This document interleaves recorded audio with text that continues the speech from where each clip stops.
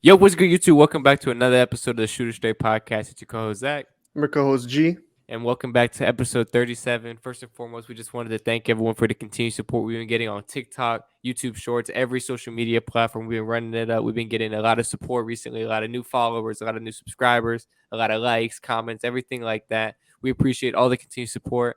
And, we're going to keep running it up. We got the January transfer window coming thick and fast. We have so many news coming in NFL and soccer and everything like that. So we just thank y'all for the continued support. We got a lot of content coming soon. We had a little bit of a hiatus, for about a week About 8 days, yeah. because it was the holiday period, but we're back in rhythm now and we're back on it. Pretty much for whole 2023, we're pumping them out. So got a lot to look forward to. But go ahead and let G say what he wants to say here. Yeah, closing out the year right here, the final episode of It 2020. is, It's yeah. it's pretty crazy to think about. Been a very eventful year, but pretty fun year. But Oh, you we can do really appreciate all the support that we've been getting. We've been, we're still a very small channel, but to see, even 8 subscribers per like for a span of like what was it, like a day or two, like that's still like crazy to us, Yeah, and it's still it's like it's it's been like back to back days with 8 and then 10 and then 5. So we've been basically every day we're getting a large number. and we started doing a little bit of news here, and Yeah. we want to try and do more content because we just want to everybody has those long drives where they have a break, just to fill up that time. Yeah. And we're open to trying out so many different content ideas and strategies. So this was just our next what is it, step in the plan, of introducing some news. And because look, a lot of people, that's how they want to get their news, and why not us be the ones to inform y'all? Sometimes you don't see every transfer rumor. We got Yeah, y'all. Sometimes you don't see every guy that's retiring. We got y'all. We got it. Shooter Straight is the home to get everything. Your debates, your opinions, your news. This is an everything channel. So I think that's what we want to pride ourselves on here. absolutely. And I did want to announce, because we didn't even talk about this before, I did want to do our first giveaway. So we are very close to 500. I said before, way before, that I wanted to do a giveaway at 500 subscribers. So that's what we want to do. It's going to be a small giveaway. We're still a small channel, but the giveaway will be, we're giving away 5 Amazon gift cards of $20. And all you have to do to enter it is obviously like and subscribe on this podcast episode, and just comment down below your Instagram handle and something you liked about the episode, or giving your opinion on one of the topics here. Mm-hmm. And we'll be choosing our winners, and we'll be announce them on Instagram and TikTok. So we will be, telling you who won. We're not gonna be, just straight up lying, but I, Yeah, like some this is something channels. I personally have always wanted to do. I've always seen, influencers and creators do this. So I'm glad we get to, finally actually partake in this and be the ones giving away. It's a small giveaway, but we do want to give to the people that have been, the Supportive, small huh? of you that have been supporting us. And you guys have a pretty good chance of getting. We don't get a crazy amount of comments, so you have a high possibility chance of getting $20. I mean, who hates $20? I mean, nobody is turning down $20. And look, obviously, I think this giveaway will officially happen when we hit 500 subscribers, and we're 28 away at the moment. We're at 472. So that gives y'all extra incentive. Hit that subscribe button. Get your mom to subscribe. Get your Get cousin, your everybody. sister, your brother, everyone. Get them all to subscribe to the channel because we're on the road to 500 right now. We got bigger goals after that. So look, get yourself a $20 Amazon gift card. I mean, you got some. It's Christmas has passed, but you can buy yourself a gift with that 20 Start the bucks. new year off right. Come on, dude. It would be Exactly. crazy we get 500 right before. I doubt. I severely doubt it. But it would be. I've seen crazier things. Crazier things have happened. It's coming very soon, and all you gotta do is comment, like G said, and you are entered to uh, be in this giveaway. And obviously, you got to be subscribed to the channel. So go ahead and get on that because you know Yeah. who doesn't want free money? It's free money. Yeah. Well, enough of the giveaway stuff. Doesn't interest. So let's get right into it. Big headliner news. I'll let you introduce it. This is something that has been talked about for a long time, and it's finally come. The day has came. It's a day that many football fans have dreaded for a long time. We knew it was coming at some point. These guys aren't, supermen that can just play forever. But without further ado, Cristiano Ronaldo has officially ended his European football career, moved to the Saudi League. He has officially signed a 2-year contract with Al Nassr, making him the highest paid footballer of all time. Of all time. It's a $200 million deal. It's crazy. without further ado, we'll go ahead and pass this off to you because look, you're a Real Madrid fan. You idolize this guy just as much as about any other Real Madrid fan possibly could. What is your initial reaction and thoughts on this headlining transfer of Ronaldo to Al Nassr? it it to be honest is heartbreaking. It's gutting. Like you dread to see the day it happens to where they finally basically we called it. I mean, realistically, like after Ronaldo exited the World Cup, that was that his last meaningful game of football, and that's what it looks like it is. You know, he's got the bag. He's got the all-time biggest bag of all time. Like he's getting paid handsomely, but it's just no competition out there. He's going out there to get one final. I don't know why he needs more money. I mean, not he's doing this for the money. Cristiano, you have enough money, but to be fair, we didn't know who really wanted him. I mean, there were some reports that he was after the World Cup he went to train at the Madrid practice, and I had a little hopes in my heart, and the fans on Twitter were getting behind it, bring Ronaldo back home, but obviously I kind of already knew Carlo Ancelotti didn't want him back, Florentino Perez didn't want him back, and it was just one of those pipe dreams that just never happened, and he ended up going to the Saudi league, and I mean, it's just really disheartening. I mean, it's just really the end of an era. It's just this guy was not it's always in the Champions League. I mean, this was he's Mr. Champions League, and now we'll never see him possibly ever in the Champions League again, and just not really be playing any meaningful football anymore. Like, is there a slight chance that maybe after this he goes like to the Serie A back like, to AC Milan or one of them possibly, but I doubt it. Like, he's already getting close to 40. Like, this is like in football terms, you might as well be 85 as a normal human. Like Yeah. you're basically ancient. So I mean, good. I'm happy for him that he's able to get the biggest bag ever. Like he's paid more than Mbappe and Messi almost combined. But it does draw an end to the almost not the end of his career, but the end of meaningful football for Cristiano Ronaldo. So, obviously, it is an end of an era, but I want to get your thoughts on the football itself. And obviously, let's not act like we're avid Saudi League watchers and we know a lot about the football there. But I think even at 38 years old, it's one could assume that he should go there and dominate this league. So, what do you think? Do you think that Ronaldo at 38 years old will go and dominate the Saudi League like he's playing in the Premier League when he was 25? I would hope so. I think so. Like Cristiano Ronaldo can still like we think he could still play in Europe. There's just a problem. There's not a lot of Europe teams that wanted him. I think he could still have like one or two seasons left at a pretty semi decent level. So judging that the football in Saudi is probably not the upper echelon. So I would say I would expect him to do well, probably 20-goal season easily. So that's what we're just known to know from Cristiano that he's going to score goals. So I think that'll be no different in the Saudi league. Yeah, I think that's fair. So do you want me to give my thoughts on the transfer Yeah, now? I'll give you your thoughts on that. As a somewhat of a neutral, you've always like watched Cristiano. You've never been a huge Ronaldo Yeah, fan, but yeah. it's just Well, look, I can say this. I'm a fan of the legend, because look, even if you want to call yourself a Messi stan, you want to call yourself a Ronaldo stan, you got to just take a step back sometimes and appreciate the greatness that Messi and Ronaldo were able to do against each other for that long, for that time period.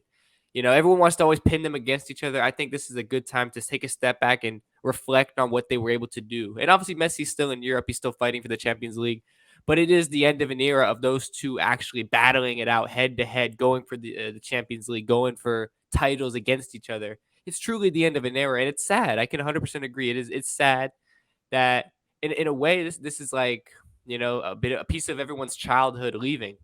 It's truly what it is. It's a piece of our childhoods leaving us, and it's sad. I think I said this before. I still think that Ronaldo could have contributed to a team. I don't know what team, but he could have done something for a Champions League team. He could have done something at least in the Europa League. He was good enough to play somewhere in Europe, but I just don't think that after the World Cup, teams were willing to stick their neck out and pay what he was going to want. And also, a lot of teams were thinking, what's the real gain here? Are we gonna miss out on some young talent to get a 38-year Ronaldo? So I understand why they did it, but overall, I think it's just sad that it's finally the end of an era. It's pretty much this is it for Ronaldo.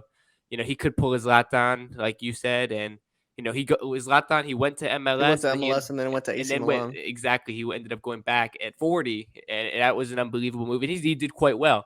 So it's not impossible for Ronaldo to make his way back into Europe. He would have to play very well in the Saudi league for that to happen. But I think that leads me into my next point. Uh, I would be shocked if Ronaldo does not tear up the Saudi league at 38 years old. I mean, there's no reason why he shouldn't be. First of all, this Al Nassr team, in terms of the Saudi league, I think this is that's like a dominant Saudi league team. I mean, they have Abubakar, Ronaldo, Luis Gustavo. They've got some, they're all a little bit past their primes per se, but they have European proven caliber players on that team. I mean, that's going to be the greatest Saudi league team of all time, maybe we'll ever see.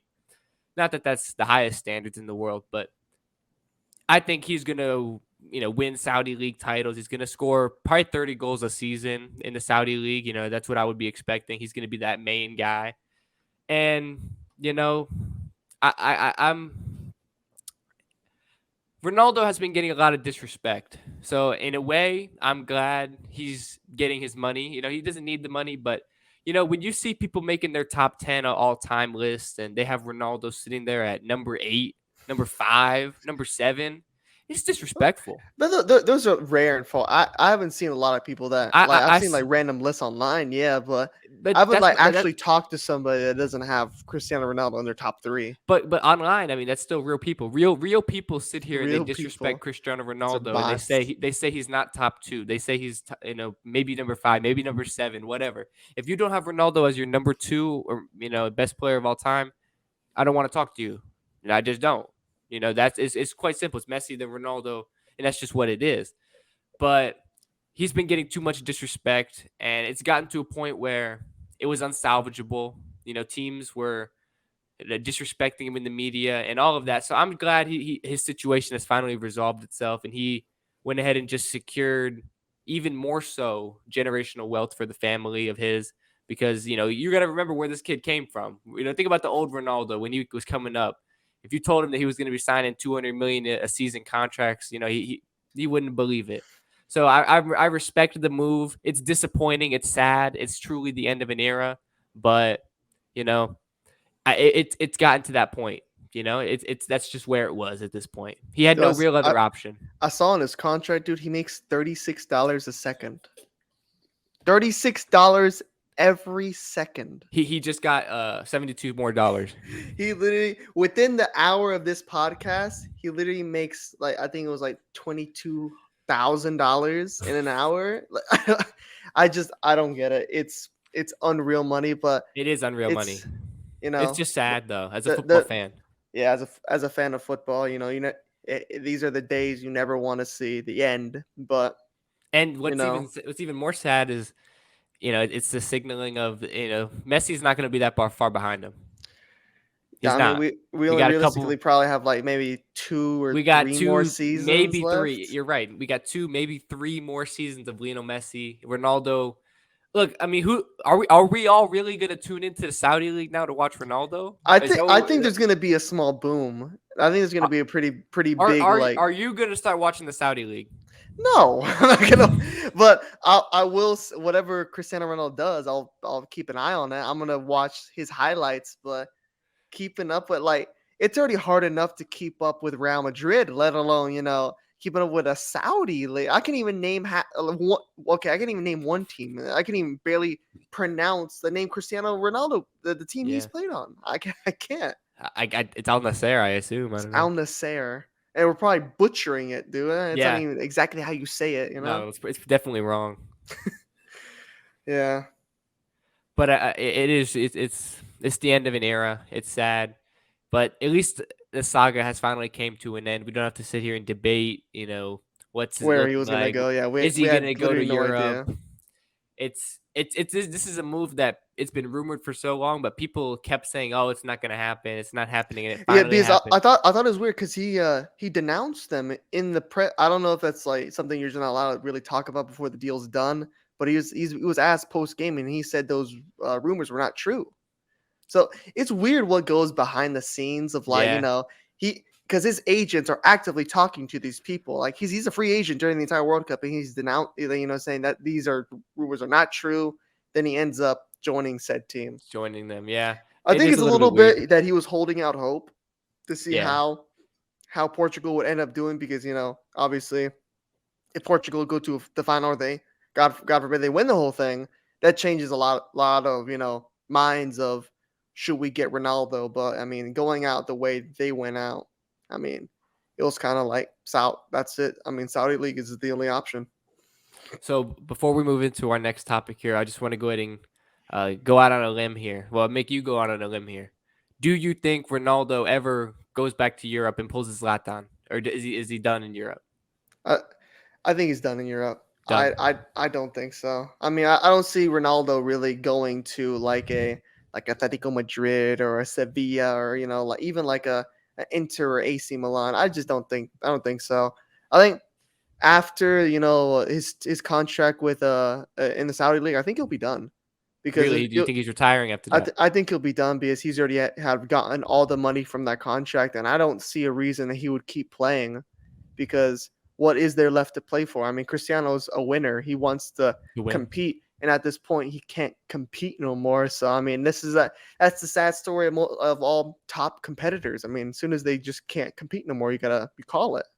Yeah, yeah. I think I can agree with you. I will say if I had to look gun to my head make a prediction, I don't think he's going back to Europe. However, it's not impossible. It's not impossible. There's a No. route for that to happen. I think if Zlatan was able to do it after going to the MLS, which is a retirement league, and then he somehow finds his way back at AC Milan, it's not impossible. But he'd have to understand he's not going to a Champions League winning club. He'd be going to a slightly lesser club. No, not to say AC Milan is a lesser club. They won Serie A. They're a very good club. Compete for the Champions League. But it depends on what Ronaldo's goals are, what he really thinks. I very much so. If it's me, after I get this 200 million, I mean, what else is there? Yeah, Right you off just into the sunset. call it. Yeah, you're You got done. Cristiano Jr. He's going to be coming up. Become a And coach, I do saw whatever. yeah, I saw him. I think they put him in the Real Madrid Madrid. academy. He's back in the academy. We got Cristiano too. Well, I mean, bro, But I know for a fact I there. wonder how that's gonna work because his entire family I don't think is gonna move to Saudi Arabia.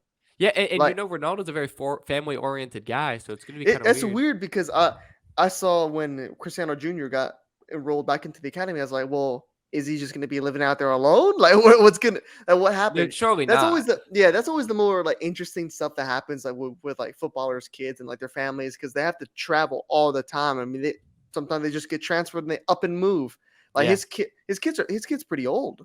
I mean, Yeah, Cristiano he's not. Jr. is pretty He's old. gonna if he's good enough, which I assume he is. He's gonna be playing at a professional level relatively Yeah, soon. Before like fairly what soon. And 4 or 5 years, maybe 3. I don't know. Is he yeah, what it's is he gonna be 15? weird because I doubt like Cristiano is gonna take his son over there because that's probably gonna stunt his development somewhat. I mean, you're not playing with the upper echelon academies. I mean, you're No playing with disrespect the to Al Nassr, but their academy can't be that yeah, good. like it's not comparable to the Manchester Academy or the Madrid Academy. It's just that's just It's just not. it's not. Yeah. This is not. And I really wonder how that dynamic works. I mean, but it's just the ins and out of a life of a footballer at that level, I guess. So that brings up another talking point. You could say, I mean, look, it also has a talking point because it's Cristiano Ronaldo's son, and the point that I'll go ahead and get from you here. Do you think that Oh God, Cristiano Ronaldo Jr. will be able to live up to what his dad did? Will he be anywhere near as good professionally? absolutely not. No, no. Will he even become a professional player? I Will, think he'll will be a professional player, but as good, never. I don't think he'll even get to like 2% of Ronaldo's career so he's just gonna be because like a he's I just don't gonna be a know guy. He's a just gonna be guy just a guy. Maybe a reserve player for Madrid, possibly. Like really like a Mariano like like honestly, I think Mariano may be better. Just because, dude, better. you cannot compare that this kid, Cristiano Jr. got it all. He's had everything his entire life. His life's set. Like it's a different mindset. Like that's why I mean, how many kids of great players in any sport have you seen that turned out to be as good or better than than their dad. their family member or their You, dad? you You could don't really you you don't don't really see it as much. you don't really see them become better per se, but then you see some that are pretty good. That are pretty good, but never anyone that's like comparable. Because like, this is Cristiano Ronaldo. It's such an aura, the pressure this kid already has on himself, let alone he doesn't have the same work ethic as his dad did. Because obviously, like it's just like there's so much, it's so uncomparable. Because Cristiano was literally playing barefoot in Portugal.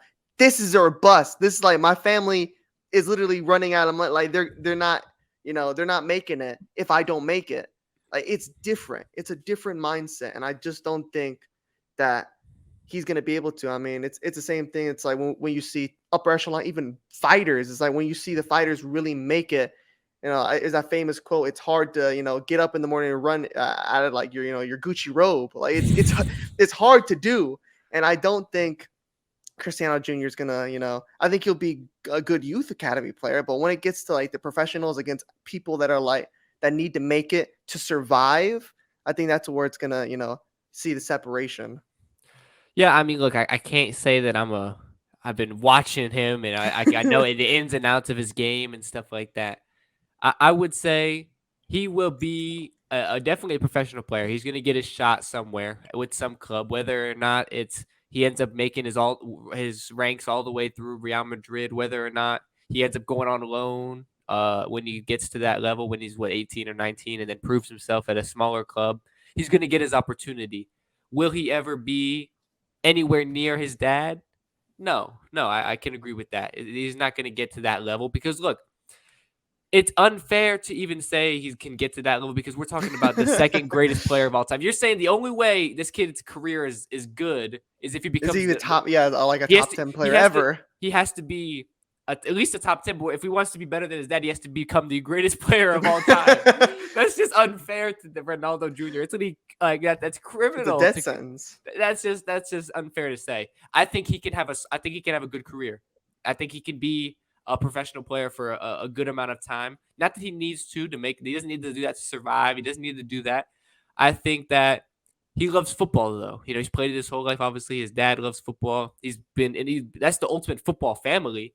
I think he is going to have every opportunity to have a great career, but a great football. See, just because he's not going to be his dad, be the second greatest player of all time, doesn't mean he can't have a good career. Because a good career is just you score some goals. Like let's just think of any random player. Isco had a good He's, career.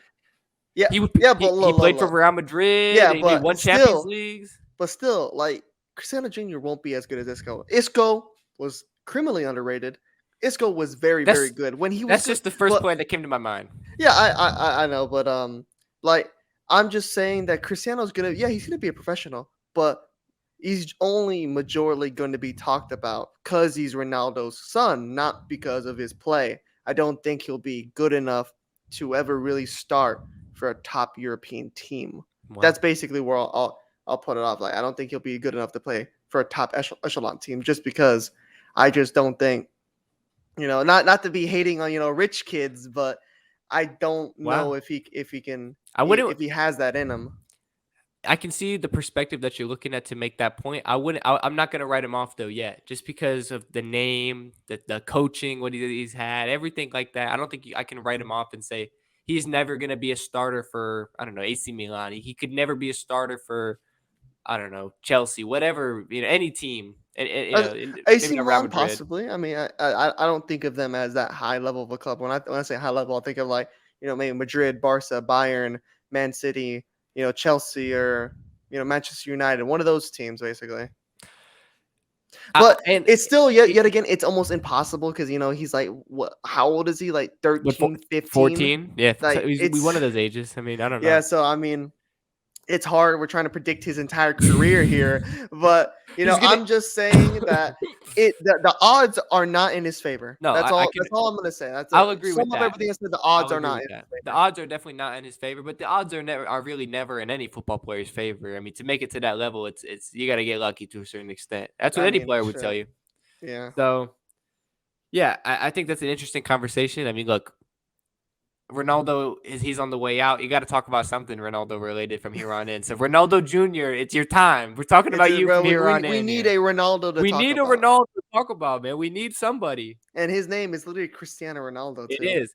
It's So Cristiano. when his dad officially rides off into the sunset, we're gonna talk about Cristiano Ronaldo Jr. every single Another week. one. We got to talk about him. But I think with all that being said, that shocking news, I think we can go ahead and talk about the Premier League. It's come back.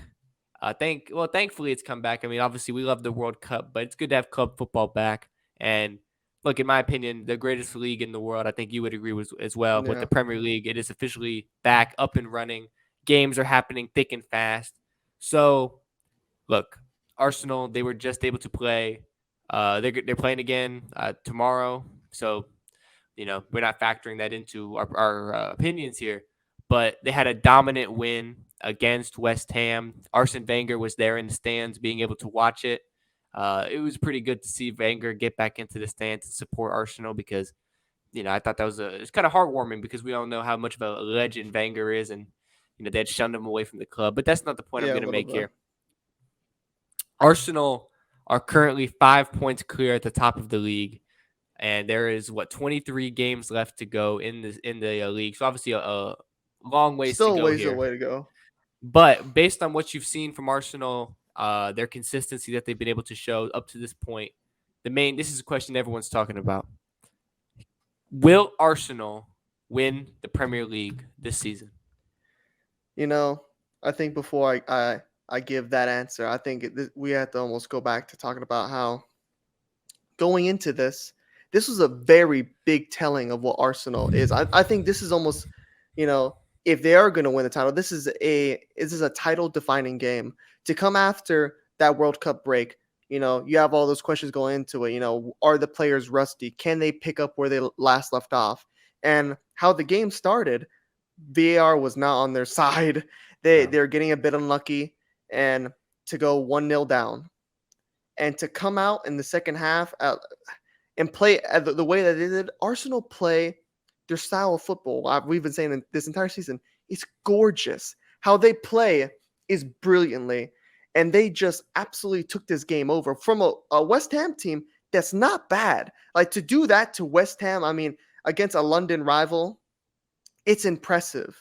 And just the way they took over the game, I mean, if that didn't prove to you Arsenal are legitimate, then I don't know what will, because I mean, all the odds against you to go out 1-0, your players are rusty from the World Cup, and to come out and score 3 in dominant fashion, I mean, I don't. There's not really much else to really say about it. I mean, it was gorgeous to watch, and I've been pondering it. But if I were to pick one team to win it all, it's Arsenal. I think Arsenal are going to win the Premier League because I think they just have that aura. It's a bit of shades of Leicester City, not to the near standard. Obviously Leicester came out of absolute nowhere, but in a way, I had Arsenal. I think when I first made it 3 or 4, but they've just completely flipped the script. And I think City might, they have the Champions League to worry about. I think they're very concentrated on to win the Champions League, really more than the Premier League this season. So I think that's where Arsenal can capitalize on that City have to worry about the Champions League. Arsenal don't. So I think that's really going to be really beneficial to Arsenal. So I'll have to give them the edge. I think it's gonna take 100 points. This season's the Premier League champion is gonna need to get more than 100 points, and that has always been the case for every league title ever won. But I mean, it's coming down to it. It looks like it's looking like a 2-horse race. I mean, like how most seasons come down to. But if at this moment on this day, I take Arsenal. Wow.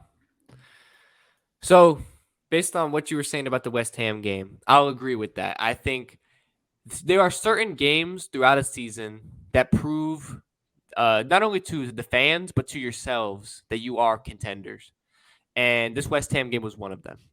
To come out in that game when, like you said, refereeing decisions were not going their way. It was right after the World Cup break. And a lot of those Arsenal players, they had disappointing endings in the World Cup. Saka, Martinelli, you know, and even worse, they're missing Gabriel Jesus. He got injured during the World Cup.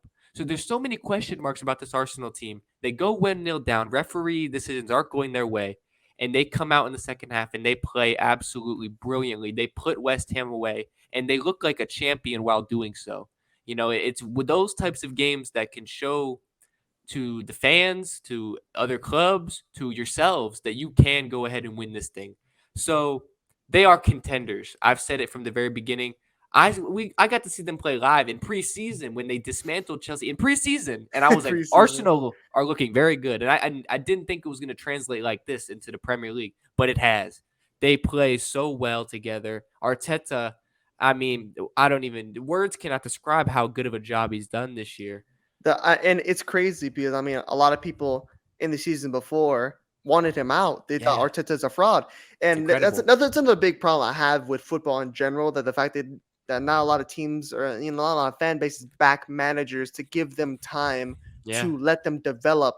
I mean, especially as Arteta, this was his first actual job as a manager, and you have to give him time, especially with an Arsenal team that I mean can we even remember the Arsenal team that he took over? It was in shambles. Yeah, it was a And the fact shambles. that, he's gotten Martin Odegaard, Martinelli, Saka, these guys to play at a superior level. He turned Xhaka around. Like, Yeah. dude, who would have ever That's thought Xhaka would be playing well anymore? Like, I thought Xhaka's he would looking never play like a game evermore. Xhaka's looking like Patrick Vieira out there. Yes, I mean, it's insane. It's crazy. It's you know, So, I mean, it's remarkable what Arsenal have been able to do this season. It's very impressive. I think they have not only set themselves up to have a chance to win the league this year, but for years to come, it's only going to get better for Arsenal. I think that this is for Arsenal fans, it's like your future is now set. Players want to come to Arsenal. They are seeing the project that you have built and the tactics and everything, and they say, "Wow, Arsenal is back." So their future is bright. But look, we're not worried about their future. There's a lot of question marks, but we're not worried about their future. They have a chance to win the Premier League right now. So, do I think they will win the Premier League as of right now, based on no signings in the January transfer window because it hasn't actually officially started yeah, hasn't yet? opened yet. I'm gonna say they're gonna finish second. I'm not ready to say that they're going to win the Premier League, although they have been showing their quality, showing the fact that they can put away teams, showing the fact that when things aren't going their way, they can still get the results that they need. However, you made a very good point. It's going to take probably 100 points to win the Premier League this year. And Man City, you see what they do. Every single season they do this. They go on a remarkable run where they'll knock off Some 9 shit. wins in a row in the Premier League. They won't even concede a goal. And they always do it every single year. It's remarkable. They somehow find a way. They'll knock off 9 or 10 wins in a row on the trot. Boom, boom, boom, put them away. And I tend to expect the same this year. This Man City team is better than it has been in the past. Yeah, And it's about as the best Man City team we possibly have ever seen. that's what I'm getting at. And I just think that this team, they are going to end up, even though right now they are 5 points behind, when it all evens out, they're gonna be the more consistent team. They have overall more quality players. It's gonna find a way to even itself out.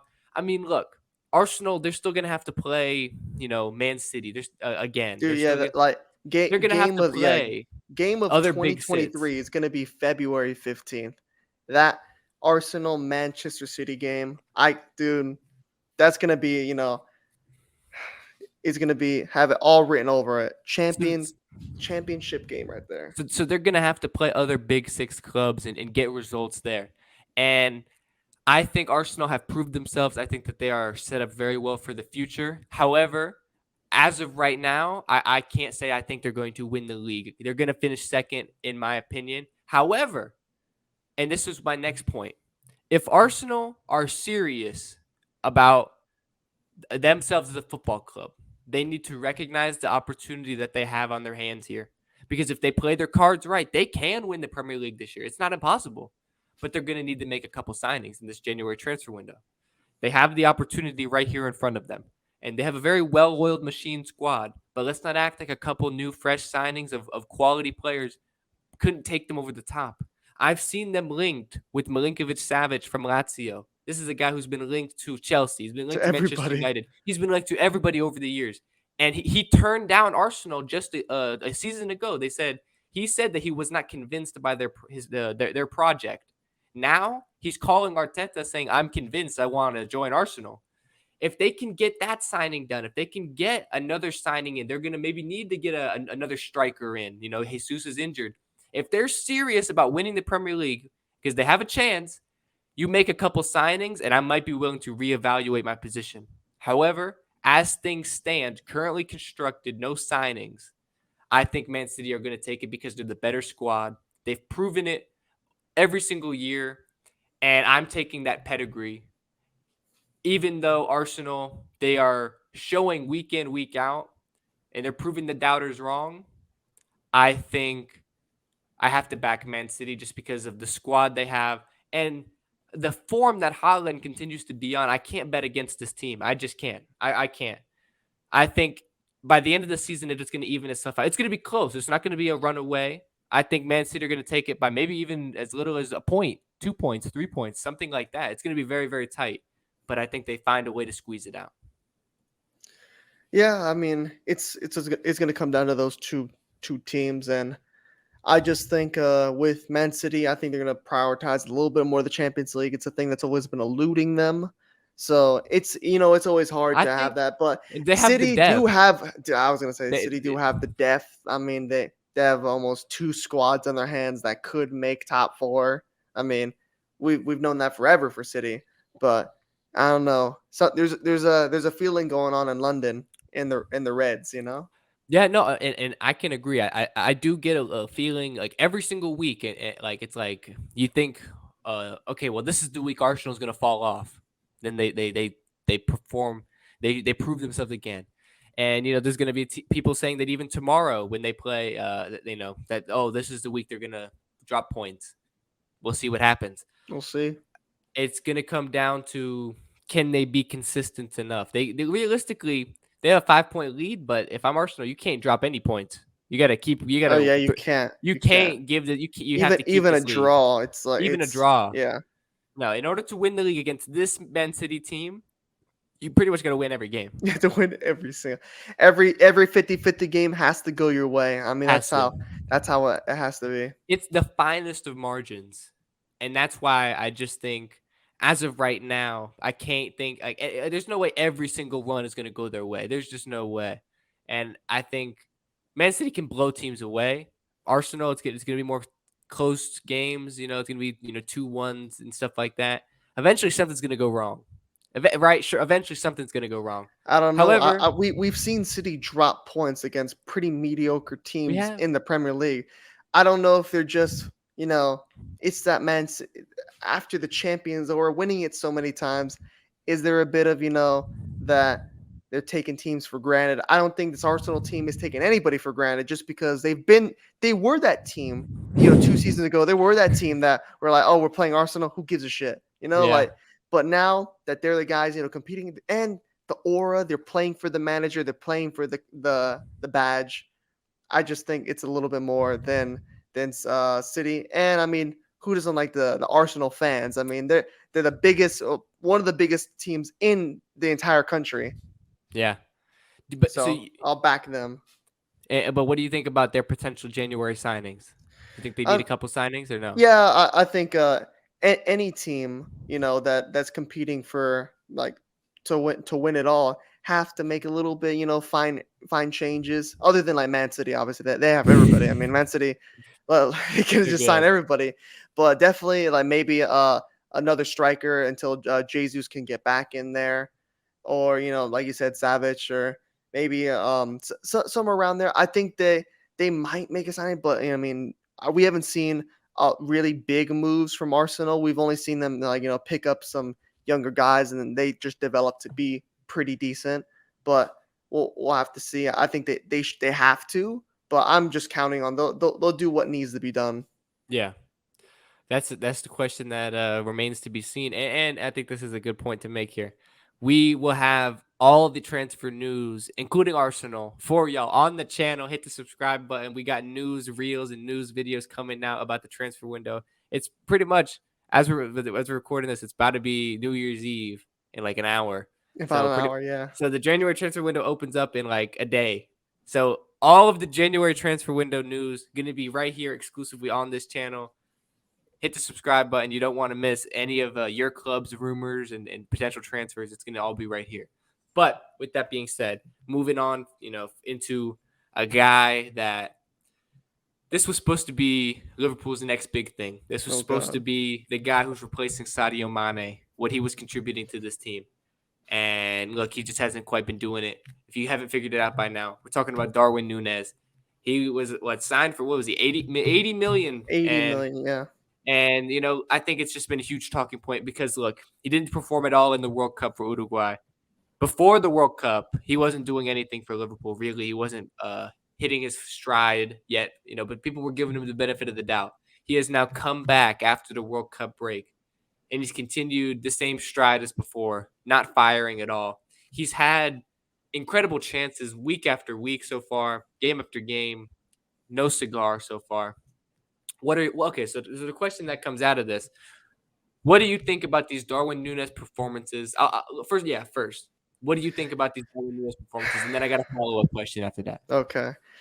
It's dude, it's shocking, dude. The chances this guy misses, I mean, they're on a silver platter, and we're seeing him scuff one-on-ones.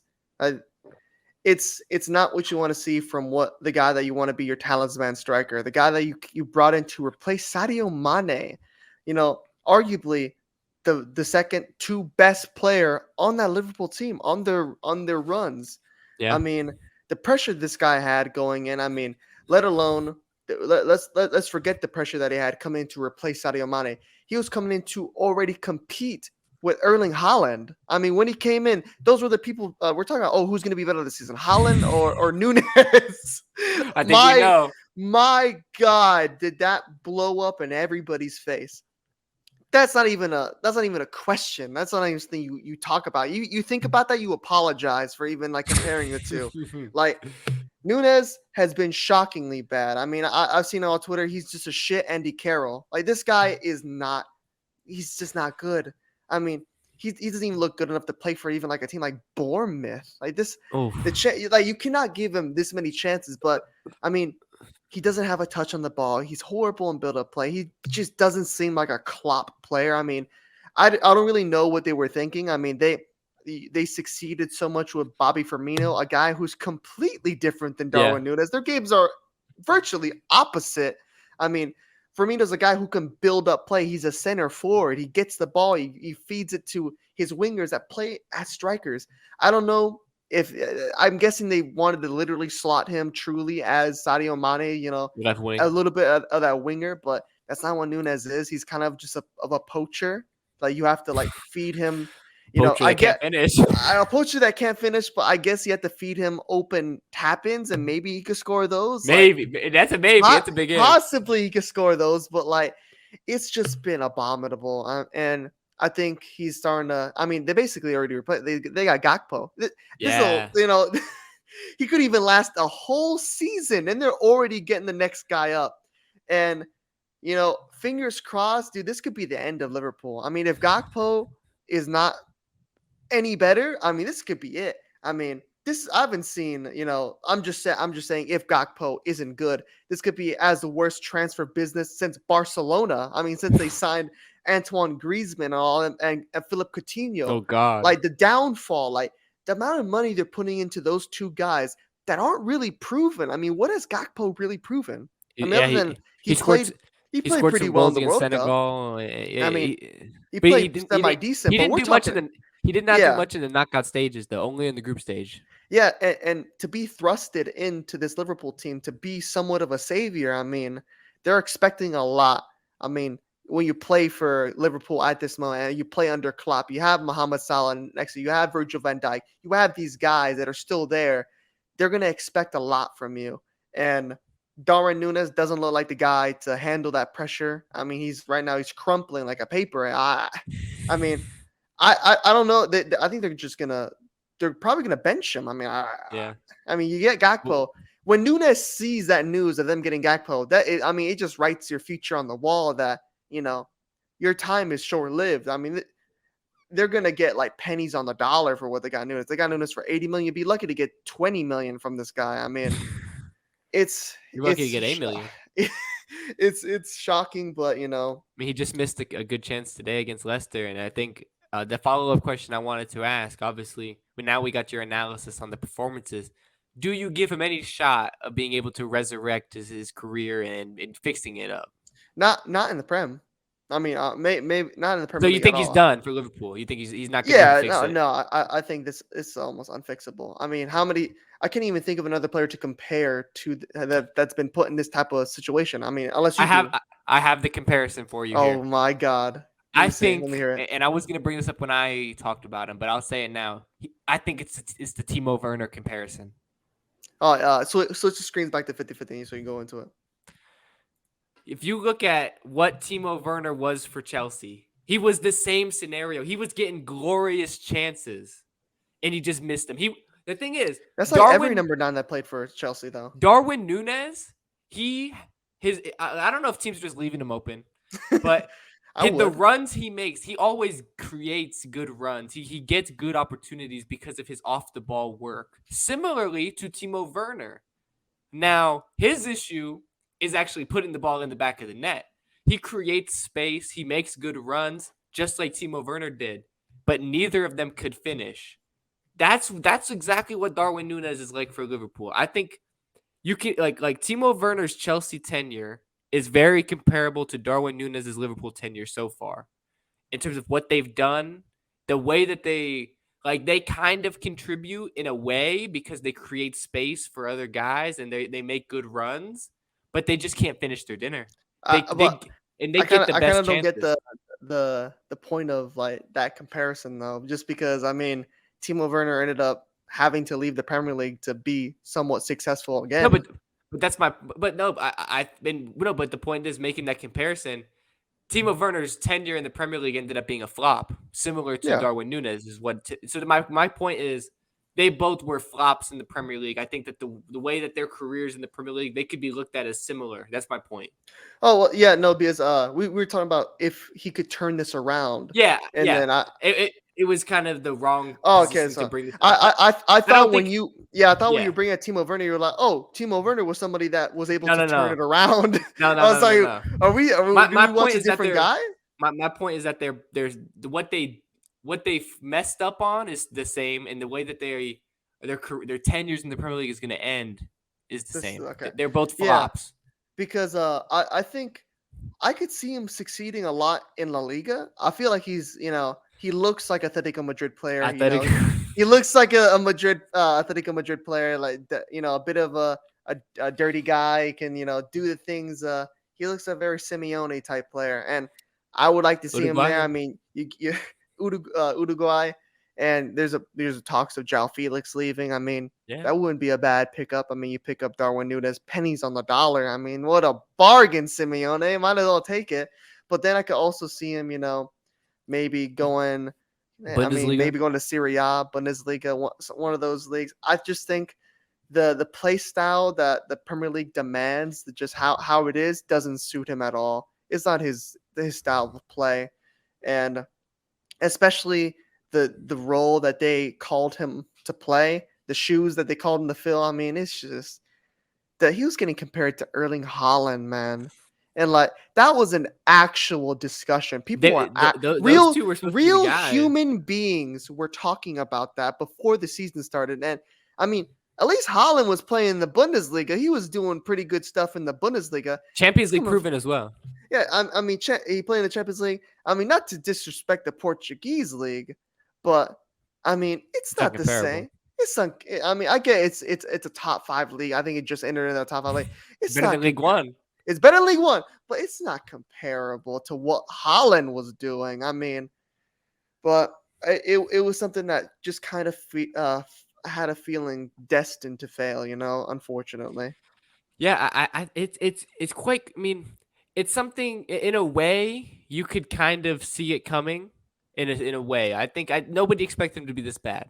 I will like nobody really expected him to be this But bad. yeah, I never expected him to be very, very good, but I didn't expect him to be this bad. I I just thought he'd be think like decent, when you're Liverpool and you're replacing Sadio Mane with this guy, I don't think it was ever destined to work per se. I don't think it was necessarily a like for like and they're substitution so per se. different. I mean, you can't even watch the simple highlights he had in Liga NOS and say, oh yeah, this guy is exactly a Liga. You know, He doesn't offer anything that Sadio Mane offered to the team. If you're going to play him on the wing, which he can play left wing, he played there before. So if you're looking at him for like, oh, we lost Sadio Mane to Bayern Munich, let's bring in Darwin Nunes to replace him. I'm not quite understanding if that's what they were thinking. And even worse, if you're thinking, okay, well, he's going to be the new number 9 or the center forward, whatever. God, what were you thinking? Because he can't link the play for shit. I mean, he's not. That's not his game. that's not his game. He's a physical guy that wants to, finish it off per se. He's not linking up the play. He's not doing that Firmino role. He's not able to do that. I just don't think it was a good overall signing for Liverpool based on what his attributes were, what we knew that they were coming out of the Portuguese league. He just didn't quite fit what Liverpool needed. I think that, to be honest, it was a desperation signing at the time. Yeah, They because like they needed somebody. and And Liverpool aren't like big spenders. I mean, how shitty is it that Liverpool are known not to spend a lot of money, and the first time they really do, it's on a bust. I mean, yeah, you miss out on Kylian Mbappe, you know, you miss out on Chouameni, and when you decide, what, balls to the wall, we we're can't putting let all this the guy money because there. he You had a get lot of Darwin hype. Nunes. He did have a lot of I, hype, but shit, I man, that's think that so they unlucky. they, they bought into the hype, and and the reason I say it's a desperation signing because they knew they needed somebody. They needed somebody who could take the league by storm, quote unquote, because they knew what their opposition was getting. And they signed a guy that might have not exactly fit what they needed, and it's come back and it's unfortunately kind of bite them in the ass. So based on the way he's been playing, if you studied Darwin Nunes' game in the Portuguese league, you saw that look, and this is it's a growing stat, but I talk about it a lot. Expected goals. The chances that Darwin Nunes had for Benfica in the Portuguese league, he was scoring chances that he shouldn't have been scoring. The keepers were making mistakes. He was getting lucky per se. You can't sustain those getting those kind of goals all the time. You have to score your high percentage looks. And that it's kind of come back full circle because now we're seeing that he is not a great finisher. He's just not, and I don't know how he was able to bag the goals he was able to bag in the Portuguese league, whether it's the luck or whatever. The goalkeepers aren't as good, the defenses aren't as good, whatever. Now that he's came to the best league in the world, the expectations are high. Everything, it's just he's kind of crumbled under the pressure, and now I just think it's almost at the point of no return for him. It's And getting worse every week. And now that you look in hindsight, I'm sure like Liverpool are kind of kicking themselves because you see like I felt like a player that would have been perfect is Gabriel Jesus. I mean, when you look at what Jesus offers, he offers a lot of what Firmino does, and that would have been a pretty yeah, you got would have got him for a lot Yeah, like a way more discounted price than you got Nunes. yeah. And I mean, he's already Premier League proven, but They gave him I to mean, Arsenal instead. I and they mean, gave him to Arsenal. they I were think willing to sell within the league. And I think that's one thing that really separates, clubs that stay on top for a long time. They get their business right because teams that stay at the top for a long time, they always get their business right because they have to go through transitions of great players to, they have to find what's next. And teams that we've seen that have always been very good at it, Bayern Munich, Real Madrid, PSG, Manchester City, these guys have always like found a way to get the next guy up. And they don't ever really, we don't see those clubs missing on a lot of transfers. I mean, other than like, PSG, they kind of just throw the bank at players that they're for sure going to be pretty good, like Kylian Mbappe or We knew, Neymar. yeah. But like someone like Bayern Munich who's always been able to stay relevant for Alfonso very long. Davies is a good Alfonso example. I mean, Davies, like just picking up a random guy, and he turns out and to then they be get Sadio one of the best Mane. fullback. I You mean, knew he yeah, was going to be good. You know, yeah, they always we were losing Robert Sane. Lewandowski. They went through a phase where they lost Frank Ribery, they lost Yeah, Ian Robin, and they won a they Champions they League. got I Serge mean, Gnabry. They got this is Leroy yeah, Sané. They always get guys. this is what top teams that are run well do.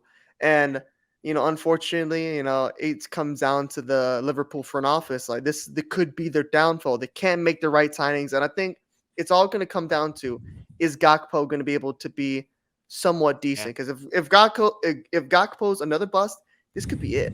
Because yeah. they're running low on money. I mean, they've They already might not make spent, the Champions League. might not make the Champions League. They put so much money into two young players who, if they don't turn, I mean, one's already basically out the door, and the other one is coming on with the weight of the world on his shoulders. He not only he has to prove himself after the World Cup. He's got all of that pressure, and now he has to save Liverpool's season, To quote save unquote. Liverpool. He has a lot of Yeah, pressure. and I mean, we already mentioned that. Another thing that Liverpool's also hanging their hat on, like praying to God, they go into daily mass, every single day, every temple they could find to get Jude Bellingham, and it's coming down to Madrid or Liverpool, and that's another thing they're trying to make their business. That's another one, like, it kind of, if I were Liverpool, I'd offer 200 million for Jude. I mean, for Christ's sake, like if you're gonna throw money at another, like, there's probably never gonna be another for sure, home run signing, you know, other than like Holland or Mbappe, than this dude Jude Bellingham. There's probably not. I can't even think of another one that's like, this guy's going to be world class for a decade, like everything you need. But it's really going to come down to that. Really, I think if they miss out on Jude, this could be it for Liverpool as that top four team, and might be the end of their little era they had. Yeah, I mean, if you think about it, Salah, he's still a He's really getting good up player, but there. he's getting up there. Virgil van Dijk is already, I think, approaching. He's approaching 30. I think he's 30. Yeah, it might be the end of the era, and now obviously they're I think FSG is selling the club. It's a little bit of a transitional phase with Liverpool, and if they do not make the top four this season, This it's could be not going to it. be looking good for the club at all. It's going to be a really bad place. Arsenal is on the way up, and Liverpool is on the On the way decline. on the decline. It's not going to be looking good for Liverpool, and it's one of those things. They had their opportunity, but it just kind of slipped away. Slipped through the cracks. Yeah. So look, we'll get into our updated top four prediction here, but I think first we got to talk about another Benfica player that is Oh God. that is going to be on the No. move. Not another one. And look, we just talked about one Benfica player who went to the Premier League and flopped. Well, we have Talk another about another one big. that's gonna flop. Hold on, hey, I'm gonna ask you. Hold on. So, Enzo Fernandez from Benfica. Well, I mean, he's only 6 months at Benfica. He was just at River Plate 6 months ago. It's crazy how things change in the football world. Things changed quickly. Very quickly. He's went from a 10 million player to a 120 million player after one World Cup. That's Jesus. unbelievable. But let me go ahead and introduce this. Chelsea are at this moment expected to finish the deal, finalize the deal to sign Enzo Fernandez for around 120 million. And this is another sign of Todd Bowley. He's splashing the cash. He's going after everybody. FFP doesn't exist quite clearly. He's Yeah. going to get Has it everybody. ever existed? Really? I think that's just some fairy tale thing. Like you tell your kids, like, Santa Claus exists. Like, this shit don't exist. I mean, they're not enforcing it maybe as much as they should. But Chelsea expected to finish this deal, and you kind of already hinted maybe at your thoughts here. I'll give my thoughts as a Chelsea fan, what Yeah. I think. I think you You want me to have go to. first? You have to go first. All right. So, I mean, look, Chelsea. Okay. I think that Enzo Fernandez is going to be a great player. Do you He's know? already proven it at the World Cup. If you think about the Argentina that we saw when Enzo Fernandez was not playing, think about the Saudi game. Think about those games when Enzo Fernandez was not in the starting 11. Terrible. Not a good. Weren't looking good. Enzo Fernandez came in the starting 11. He transformed the team. He made the midfield tick. He did not really miss another game after he proved himself. He scored a magnificent goal. He proved himself game after game, being able to run the show in the World Cup. There's a reason he got the Young Player of the Tournament award. He put on a show the entire World Cup. So I understand why the price tag is what it is. I think he is going to be a great player for a very long time. I think it's a good signing. But my issue with the signing is I understand why he's this expensive, but I do think the 120 million price tag is a That's little bit, crazy. it's pretty steep, I will say. But to Um be fair, I mean Chelsea spent 100 million on defender Fafana that doesn't even start. that I'm not justifying that either. I'm just saying this, if I'm looking at this particular transfer on its own, 120 million is kind of steep. Now, if he's a fantastic player, you're not going to worry about the price tag. But I mean, this is a guy who we're basing his entire price tag basically off the World Cup. And I understand why you would do so. He had a fantastic World Cup. They won the whole tournament, won the Young Player of the Tournament award. He should be expensive. I don't know about this expensive though, but I'm not gonna harp too much on the price tag. I do think it's a little bit steep, and I do think that makes it a risk because you're pretty much. I don't think Chelsea can like. There's already been rumors of FFP getting them if they do even complete the signing. So if God forbid they do finish the signing and FFP lets it slide, they can't make another signing. This is it. This will be it, yeah. This is it. I mean, how And much more can you ask for? You get in Cuckoo and then you get Enzo Fernandez. yeah, so look, he's going to be a good player. I'm not worried about his talent. I'm not worried about his adaptation to the Premier League. I just think I would like the deal to be a little bit cheaper, but I understand why it's expensive. I understand why the price tag is so steep. It's a little bit. It makes it a risk because if he does end up flopping, it's 120 million. I mean, it's one of those things. Anytime you're signing players after the World Cup, there's that World Cup tax. And you're banking on them continuing on that form and being the player you expect them to be. We've seen it in the past. James Rodriguez, for example, overall he lived up to the hype after the World Cup. He played very well for Real Madrid for a little bit after that. But there's players that after the World Cup they have a great tournament and they fall back to reality. Which one is Enzo Fernandez going to be? It remains to be seen. Overall, good transfer. He's going to be a good player, I assume. But in my opinion, the price tag should be around 80 to 90 million. But overall, I think it's a sign of intent from Todd Bowley, and I'm happy that Chelsea is going to get a guy like Enzo Fernandez because I think it proves that we're still, one of the top clubs in the world that can get anybody. And I think that's good given where we are as a club right now. We're not even close to the top four. As happy that we are getting a guy like this because this is a guy that Manchester United wanted, Liverpool wanted him, Real Madrid wanted him. Everyone Somewhat. wanted this guy. So Chelsea being able to get him, it's a good sign, but it remains to be seen if it's worth the 120 million price tag. Yeah, I mean, a lot. I mean, a lot of teams wanted this guy. I mean, he won Young Player of the Tournament, but I think you're not really you're putting your worry a bit too much in the price tag. I'm a little bit more worried. Can Enzo Fernandez really play at the top level in the league, especially like the Premier League, as demanding, probably the most demanding position in football, especially in that league, a midfielder for in the Premier League for a team like Chelsea. We just haven't seen much from this guy. We've seen one tournament, and I mean, you're playing in the World Champions. I mean, you have McAllister who had another spectacular tournament. Who arguably, I mean, yeah, I get Enzo Fernandez was young player of the tournament, but he's McAllister was still up. I think McAllister had a better tournament. DePaul was McAllister also is supposed to be 80 million now. yeah So 80 million. everyone's Everybody's trying to get expensive. McAllister now, but that's another thing. I think McAllister arguably had a better tournament than Enzo Fernandez, and you have that guy DePaul, Swiss Army knife, and let alone the other guys he's surrounded, Di Maria, Messi, obviously Messi, but I think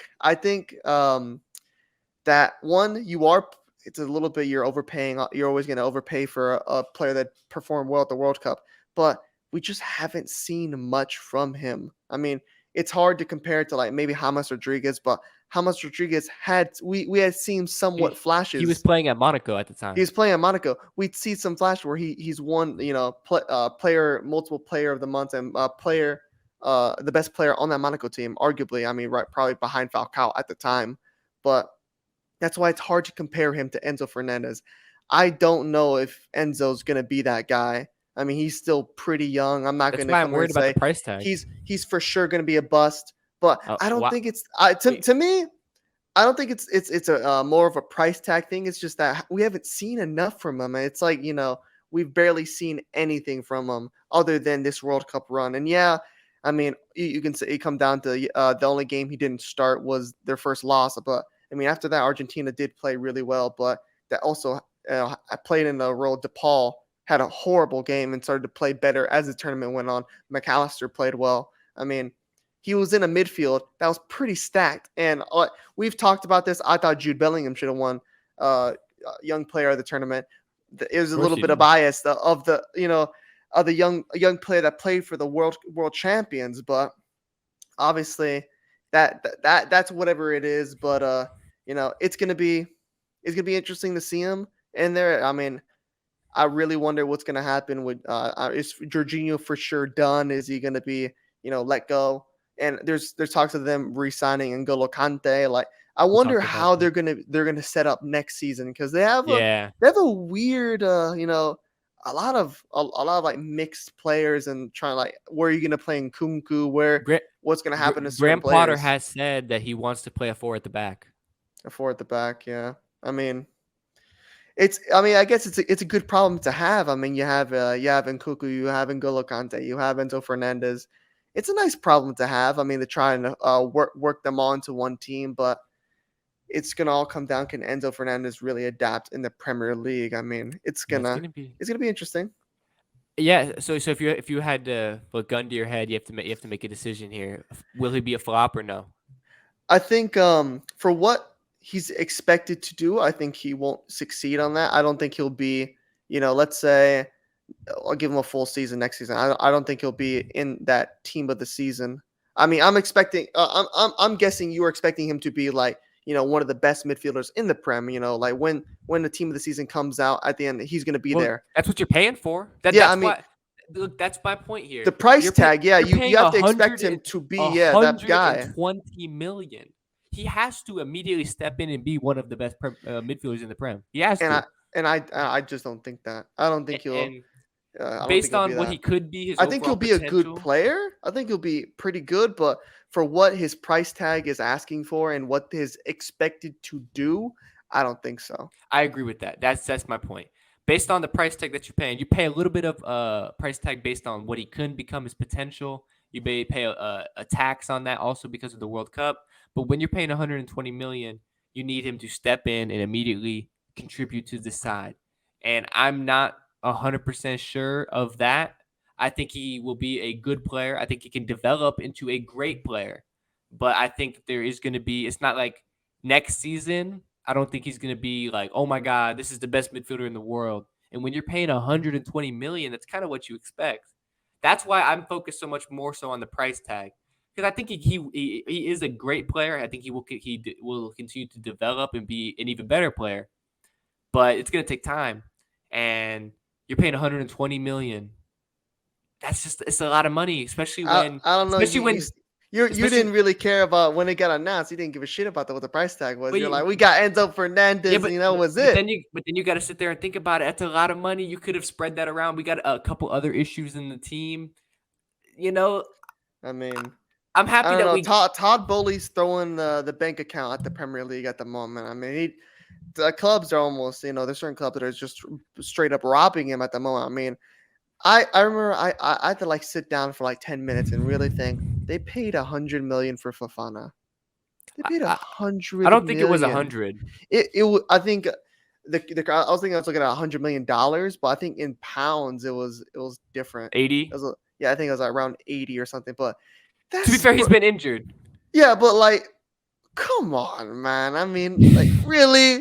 He's I don't been even know what injured. this. But I don't care, bro. When he was fit, he No, looked no. abominable. I think the worst one is Kukurea. We paid 60 million for Cucurella. Or no, it was Oh more than my! I that. 70, totally 70. forgot. Yeah, I remember And look, you were buzzing about that guy. I said we he's not took Pep Guardiola's guy from under his nose, and he's then not you really got that great, to be fair. he's He's all right. He's not that great. not that good. No, Yeah, but I mean, hopefully you get one right. I mean, I think the more for sure like home run one you got was in is Cuckoo, Nkunku. but the fact But that in the Nkunku, Enzo how much? Fernandez was That's what I'm saying. more. Like That's what what? I'm saying. In Like I Nkunku, don't get bro. that. I think Uh, like We really got kind of lucky though, I will say, because in Nkunku, he didn't like that World Cup tax. Come on, you didn't get it. I he mean, didn't get it. but I think they got him before the World Cup started, so There, it's like it didn't even matter, right? I think it I'm pretty maybe sure he got him before just that. He was already before. yeah, just before. So even if he had like this outstanding World Cup, doesn't matter. You already got him. But yeah, I mean, for a guy who's pretty proven against, I watched Nkunku play Madrid in the Champions League. This guy was pretty. This is really good. That's But the best signing of the Todd yeah, Bowley that's the era best. so far. That's the best signing of the Todd Bowley era. But that's just crazy to me. It's like Enzo Fernandez blew it out the water, and Cuckoo's young too. I mean, I I mean, gotta look, almost look up. Let me. How old is Nkunku? Enzo Fernandez, he's officially going to be the most expensive midfielder of all time. Is he? Yeah, Oh 120 well. million. Wait till Madrid blow that load on Nkunku. Just wait on that one. You And then mean it'll the be Jude like Bellingham? 150 on Jude. Oh, not Nkunku, Jude Bellingham. But yeah, Nkunku's 25. That's So still pretty he's young. like what? I think 3 years older than Enzo Enzo Fernandez. I Fernandez, mean, yeah, for a 25-year-old, you're getting them damn near his getting close to his his prime. prime. That's pretty good. But That's you the best know, signing. Like, I love what the Enzo Fernandez signing means in terms of intent, because it means that we are willing to sign anybody.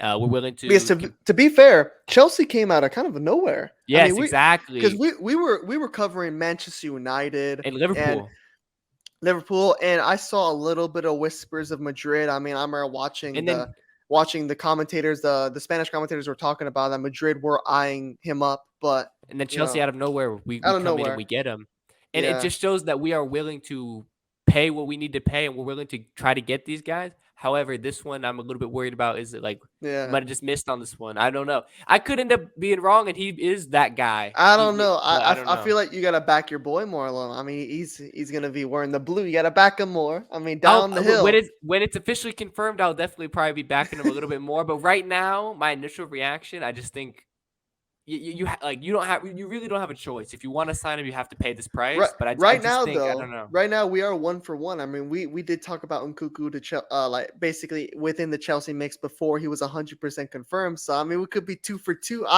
I think it's a done. It's looking like it's It's a pre- done deal. it's pretty much a done deal, It's pretty but it's much a not done deal. 100% confirmed. Yeah. But so with that being said, and Enzo Fernandez, the thing about this signing is he's expected to join in January if it does go through. So it's going to be an Really? immediate, yeah. Jesus, So he's getting it's gonna thrown be into the fire. he's gonna get thrown into the fire, exactly. Jesus. So that's why it's gonna be really interesting to see how it plays out. It's gonna be very interesting. It's that's definitely a storyline to watch, and a storyline that we will continue to talk about as it develops, because it's going to be very, very interesting to see how it exactly plays out. But with that being said, and taking that into account, we wanted to go ahead and give an updated top four prediction for us based on everything that has been going on in the Premier League, based on what we've seen so far this season, based on some transfer rumors, based on everything. What do we think the top four is going to be at the end of the season? Maybe we end up doing a final top four prediction once we get to the end. But this is pretty much the halfway point. We're about 3 games away from that halfway point of 19 games in the Premier League season. So we can go ahead and give an updated top four prediction. And I think if you want to go first, Oh, we can go ahead yeah, and I'll go first. I forgot to write down my original ones, but I'm pretty sure I remember them to be. I had City winning the league originally, then I had Liverpool, unfortunately, and then I had I believe Arsenal and Spurs, or I could have those flipped. I believe I had one of that as my original four, but as of this moment, I've changed it already. I obviously have Arsenal winning the league and City at 2. My third one, this one's hard. This one's tough because do you throw in Newcastle? I mean, is United going to come? Can Liverpool make a comeback? I mean, United and Liverpool are right there. I mean, They are. United's at 5, Liverpool's at 6. Can they turn it around? But I think I'm gonna give that spot. I think United can take the third spot. I think Eric Ten Hag now getting the Ronaldo, that entire saga over. I think he could really rally these guys together to make, a top four run and finish a respectable third place. Mm-hmm. And the person that I have closing out the top four, you know, I'm a believer. I believe in some type of fairy tales. And you know what? I'm gonna say Oh Newcastle wow. are gonna make the top four. I believe in the boys. It's been so long since we've seen, fresh blood in this top four, and they've been playing really well this season. I mean, no one's really been talking about them, that they've been quietly sitting at that third spot. But I think they have a real opportunity to, push for top four, and I'm just gonna back them. I want to be one of those guys to say, "Hey, I saw that coming." So they get my If fourth spot. if Newcastle get top four, my word, the signings they're going to be able to make. They've got the 300 million war chest. The- And Champions League football. If this happens, that this would be this would remarkable. be the birth of another top, a top, because they've always been. I mean, that pedigree within this league. I mean, Yeah, everybody knows Alan Alan Shearer. Everybody Shearer. knows Yeah. the pedigree this Newcastle team have. Now to have Champions League football, With the and money. and to be able to sell players on this idea of that we're coming back. This is our comeback tour. I mean, you could be a part of the rebirth And they can of this sign sleeping anybody. They giant. have the Yeah, money to sign anybody. they literally, bro. They could If get they wanted Mbappe. to, they could sign Ronaldo on the deal that the Saudis gave They them. could. They could get Mbappe. They could get Neymar. They could get all these guys. Because let's not forget, the owner of Newcastle could buy the Premier League. How rich this guy is! He's literally one of the most wealthiest people on the planet. Yeah, Like literally, it's remarkable. he can make anything happen. And If Newcastle make the Champions League, it's watch out.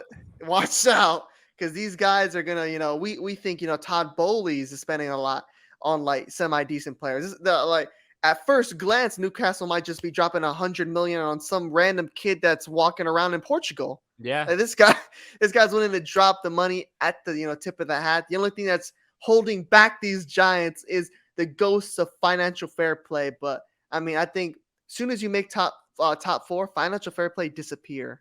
They just like we They let don't it exist slide. no more. They let it slide because like top four team spending 500 mil, that's fine. I mean that's all Yeah. right. But you That's can't pocket just be change. yeah, it's pocket change. But they're not gonna allow just some random like well, last season where did Newcastle? I mean a mid Mid-table, table team mid-table. to spend that much and just become relevant out of nowhere. Like if they make top four, whew, it's gonna be crazy. So I'll go ahead and start from my one position, like we kind of mentioned earlier. I still have Man City winning the league. I have to back them just based on everything you got to take into consideration. You know how good Holland has been playing, the amount of world class players they have, the Gonna best shatter manager of the all the time. record, yeah. Yeah, he's gonna, and Holland. I think he's gonna break the record for most Premier League goals in a single season. He's gonna demolish the record. I mean untouchable. Um, I mean, he's gonna put that record so far out of reach for anybody else. He might have the record for forever, but so all that being said, I still think they win the league. It's going to be close. Second, I have Arsenal. I think that is a two-horse race between them and Arsenal. If Arsenal end up winning the Premier League, I wouldn't be shocked. I don't know, but right now I'm still back in Manchester City. I still think they're the more consistent team. They've got more pedigree. I have to back them.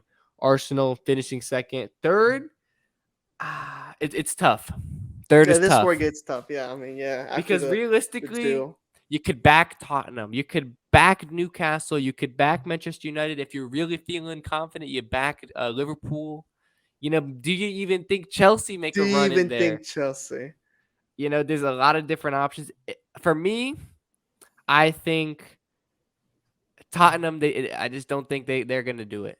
So, and I realistically, Liverpool have been picking up form. Even without Darwin Núñez firing and everything like that, they are still considering to where they were at one point throughout the season. They are picking up on good form, winning more games. I think it's between Manchester United and Liverpool for the third place spot. I think I'm gonna lean Manchester United. I think Manchester United finished third, and unfortunately, Liverpool are gonna end up finishing fifth. Okay. And why I say Liverpool are finishing fifth is because Newcastle are going to make So the top you four. copied me, man. What the hell, I bro? I, I if I had went first, I still would have said Newcastle. I because I really think Newcastle, the way that they're playing this season under Eddie Howe, it's remarkable the job he's done. I just think that this team is playing very well, and considering that some of the Giants are not quite playing as good as they normally do, I think that there's a genuine chance if Newcastle can be consistent enough, like they've shown that they have been so far, that they really can make top four, and they have a firm grip on it right now. I think they're like 5 points clear of Manchester United at the moment. I 4 points think clear. so. They're Yeah. 4 points clear of Man United and 5 points clear of Liverpool at the moment. That's pretty good. All they have to do is just keep on good form, and I really do think they have a very good chance to take that top four position. It's going to be a close race like it always is, but I really do think it's Newcastle's position to lose at the moment. And like we already talked about, if that does happen, my word, it is going to be a crazy summer transfer window. I don't even want to begin to think about some of the signings they're going to make. They have a war chest, and I really do think that they're going to do it. I really do. You know, they might not have the same talent level right now as the other clubs, but it's similar to Arsenal. They are playing good as a unit. You know, that 11, they play as a unit, Yeah, that was the and team they that get I the think job they done. drew with City, right? I think it was a 2-2 draw. Yeah, they I did. mean, they can play They up to can they can standard. play. They can play with anybody. So like when they go and they play a Big Six club, you're not, oh well, Newcastle's gonna lose this one. You can expect them to go get a result, get a draw, go get a win.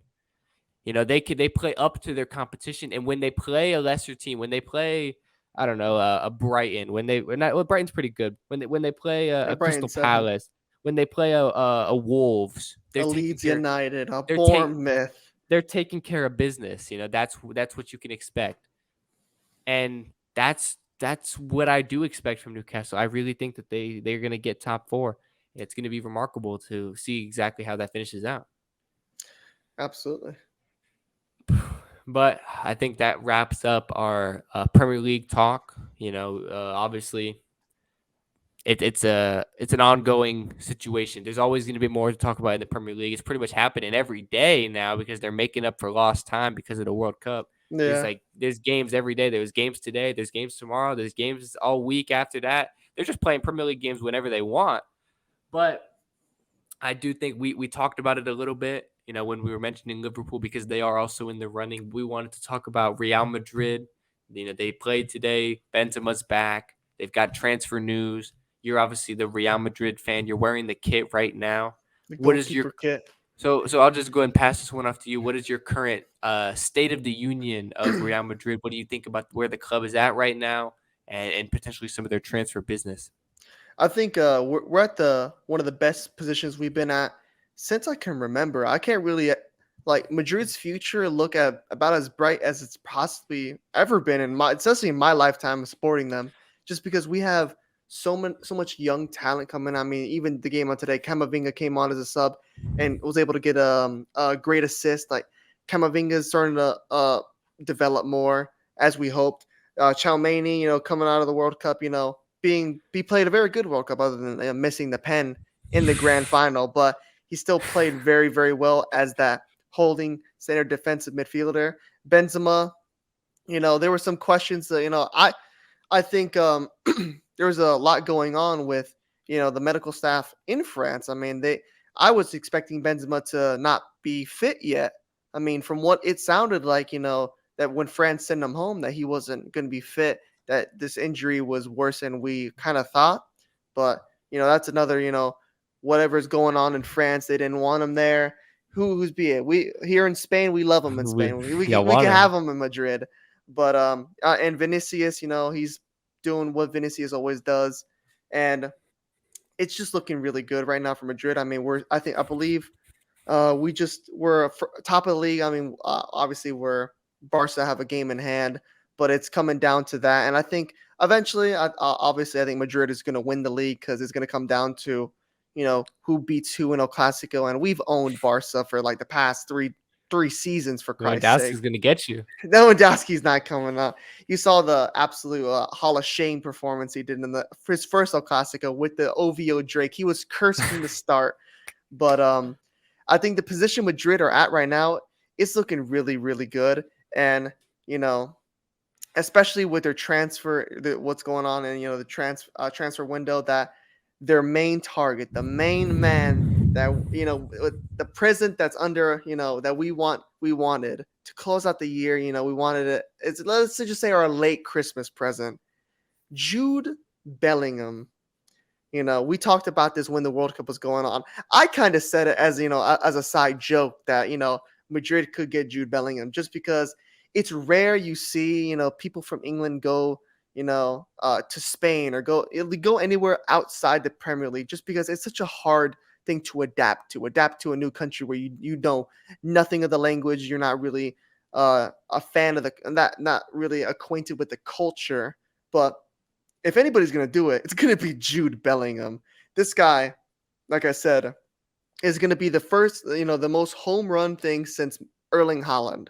Like, there's not another for sure set. This guy's going to be world class for the next 15 years. And I've been telling you that all the time. If Madrid are able to confirm the signing, get this signing over the line, because it looks like we've taken a small lead against Liverpool, our midfield's going to be set for the next 15 years. I mean, this is the best possible setup. And that's what, I was talking about a little while ago. The business Madrid do, it's second to none. I mean, to replace the greatest midfield of all time of Casemiro, Luka Modric, and Toni Kroos with Camavinga, Tchouaméni, and Jude Bellingham, like that's some shit you can't even do in career mode. Like, that's unreal, unheard of, to have that midfield where to me, that's the best midfield in the world. If they can get that done, that's the best midfield in the world. It's there's not even a close second to that midfield.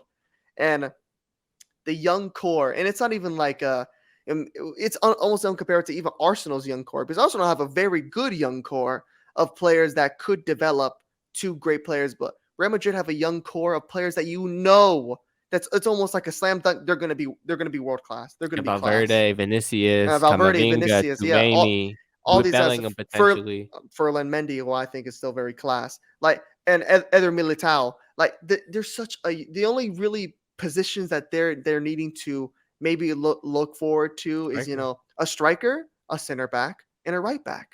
That's it. I mean, our starting lineup is so young. You needed and Hakimi. we needed Hakimi. That don't get me. I'm not starting on that. But literally, for a team like we won the league title last year. I mean, we won the Champions League last year with our somewhat younger core, and they're only going to get better. We didn't have Tchouaméni last season. Now we do, and he's developing perfectly at that guy to fit the Casemiro role. And I mean, as a Madrid fan, I've actually never been this excited to watch, because I never really got the chance to watch, Toni Kroos or Casemiro and Modric develop when they were younger. So when we got them, they were kind of already, we knew what we got when we got him. Modric was class, and he became, one of the upper echelons. Kroos was already, I think he was he's a Champions League winner already, with World Bayern Cup Munich. winner. I think he's a World Cup winner. 2014, we already knew what he offered. Casemiro, what he did come on armor 2016 when he emerged, but this would be completely different just because, I mean, the oldest guy in our midfield would be, I think, Tchouaméni at 23. I mean, Camavinga's 20, Jude Bellingham's 19. Like, I can't dream up a better, future for us. But obviously, it comes down to having to get that signing done. It's a lot easier said than done because this is, it's a tough race. We have the fight off. Really, I think it's a two-man race, Liverpool and United, and it's gonna come down to Liverpool the and United. No, Liverpool and I don't know why am I messing up teams. Liverpool and Madrid, two M's got me messed up, but it comes down to those two teams. And realistically, Madrid should just be throwing 150 million. We said it during the tournament. I think Jude Bellingham is $150 million player. And, you do whatever you can to get this guy, just because there's not a more guarantee in football. I mean, it's hard to put guarantees, but this is about as good as you're Yeah. gonna get. Yeah. No. No. I think. Are you finished? Because I'll give my thoughts. Yeah, go. I'll pass it on to you. Look, if we're talking about Jude Bellingham here. Look, I think that your overall analysis of Real Madrid is good. I do like what they're building for the future. Look, they're probably one of, if not the best club in football for building for a win now, but also for the future. Because they sign guys who they know that they're going to be good maybe 10 years down the line, but they still put them in a position to win right now as well. I think Fiorentino Perez is one of, if not the best guy in terms of being able to think both ways. Top class. But As much, yeah. focusing on Jude Bellingham, getting that signing done. Look, like behind closed doors, I can say Enzo Fernandez is better, blah blah blah. Look, let's not beat around the bush here. Oh my God. Jude Bellingham is, and he was the best young player at the World Cup. He didn't win because England didn't go as far as Enzo Fernandez. He put on a show. He honestly, he might have upped his price tag even more so than it already was after that World Cup performance, because he ran the show for England every single game. He didn't probably do quite as much as he would like to have against France, but you could say that as a whole about a lot of those England players in that game. It just wasn't quite their night. So overall, this guy is a sure thing. He already is world class, and he's going to get even better. He's not even close to his prime. He's just scratching the Like the fact, yeah, surface. the fact that he's like 6 years away from No, his no, yeah. prime, like This is it's this is insanity. This is Jude Bellingham not even fully polished, fully fine-tuned to the highest degree of what he can be. And this is how good he is. He was the best player, arguably, in that whole England squad. And he walks into Real Madrid training camp or training in general. And I think he becomes instantly the best midfielder on that team. Yeah, He's better than Chouameni. because He's better than Camavinga. He's more there proven. yeah, there's talks of Tony Cruz retiring, stepping away after this Yeah, no, season. I I'm not talking mean, about all time. I mean, oh no, obviously, no, yeah, no, I'm not trying to compare that, but yeah, like I'm just saying spots are opening up yeah. because Tony Cruz is still taking a spot in the rotation, and I mean, as soon as you get Jude Bellingham, you have to play him every single game. Oh yeah, So no I mean, doubt. it's going to be written on the walls. I mean, Luka Modric, sadly, his time is also running It out. I is. mean, you get Jude Bellingham in, they get the idea that what they're trying to do, Yeah. they're trying to form that midfield, that three-headed, super dragon For of the next those 10, 15 those years. those three guys. But I think and especially that Jude Bellingham, he's the captain of Dortmund. This guy's a Yeah, leader. he This is. this this is something good, especially when you're replacing. I see him more as a Luka Modric replacement. I think that's just perfect, just because Luka Modric is a captain of his own country. He's a great leader. I mean, he's very, very up there. He has a voice in that midfield. And I think who else better to replace him than Jude Bellingham? Yeah, I think that to the point that you made, Jude Bellingham is as a sure thing of a transfer that you could possibly have. Look, you want to compare him to Enzo Fernandez. Enzo Fernandez is big question marks. You don't know exactly what you're getting. You think you're getting a potential world class center midfielder, but you think with Jude Bellingham, you are getting day one world class, going to get even better. He could be a contributor to a Champions League winning team right now at this season, and for the next 10 years, he will continue to be the best midfielder on your team and score goals, defend, do the dirty work. There's nothing in the midfield this guy can't do. He can link up the play. He can defend. He can run box to box. He ticks every check box. Every box that needs to be ticked, he ticks it. There's nothing he can't do, and we saw that in the World Cup for England. It was the goal that they scored against Senegal, where he ran from one box pretty much almost all the way to the other box, set it up for Phil Foden, who then set it up for Harry Kane. And I'm like, this guy is unbelievable. Every single game, it's like he finds a way to contribute himself in the play and in goals. And for Dortmund this season, it's pretty much he's scoring almost every single game from the midfield role. It's just unbelievable what this guy is able to do. He's only going to get better.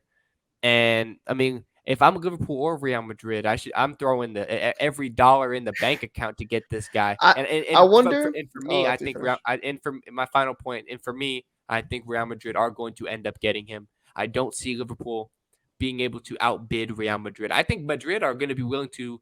They're basically handing Dortmund a blank check. Whatever, write whatever you want on Right, it. what do you want on that? And I think I wonder if the Enzo Fernandez deal is going to affect it, just because I mean, obviously, if you're Dortmund, you're looking at, okay, they were able to get 120 million for Enzo Fernandez, and they're going to be like, we have Jude Bellingham. Jude Bellingham's way better than Enzo Fernandez. I'm just saying from a Dortmund Pro- standpoint, yeah, he's what more proven right he's now. more proven. So what are you guys willing to give up? Because in my opinion, if Enzo's going for 120, then Jude has to go for 150. And I Minimum, mean, maybe even more than minimum, that. yeah. But I'm thinking They 180. they could ask for, I mean, 180. Jesus. I mean, you're almost pushing That's pushing Neymar. Neymar pushing numbers. Neymar. I mean, Jesus. I mean, it looks like that, and I feel like no matter what they ask for, you just gotta pay for it. Just because, like we're saying, there's not a more home run hit. I mean, obviously, other than a freak injury, this Yeah, guy, that's the only way. there's no way this guy could ever flop. Like, I'm willing to put all my credibility I've ever built up in my entire 20 years of life that this guy is going to be world class for so many years to come. I mean, this guy we could be comparing to Frank Lampard when it's all done. When not even, maybe even beyond that. I mean, we could be comparing to Luka Modric. I mean, up there. Yeah. Like Uh, anybody that he'll ever be. talks about this guy, everybody speaks so highly of him just because he has this all at 19. I don't know how many times I've probably mentioned that like 5 times. I'm gonna keep mentioning him. Dude's 19 years old. I think when it's all said and done, he has a chance to be the greatest English player of all time. He has a pretty good shot. Bare But minimum, best English midfielder, which is still crazy in for itself. I mean, But I yeah. think he has just become the overall best English player of all time. We're talking better than Rooney, better than Beckham, whoever you want to put up in there. Lampard, Gerrard, Scholes, anyone.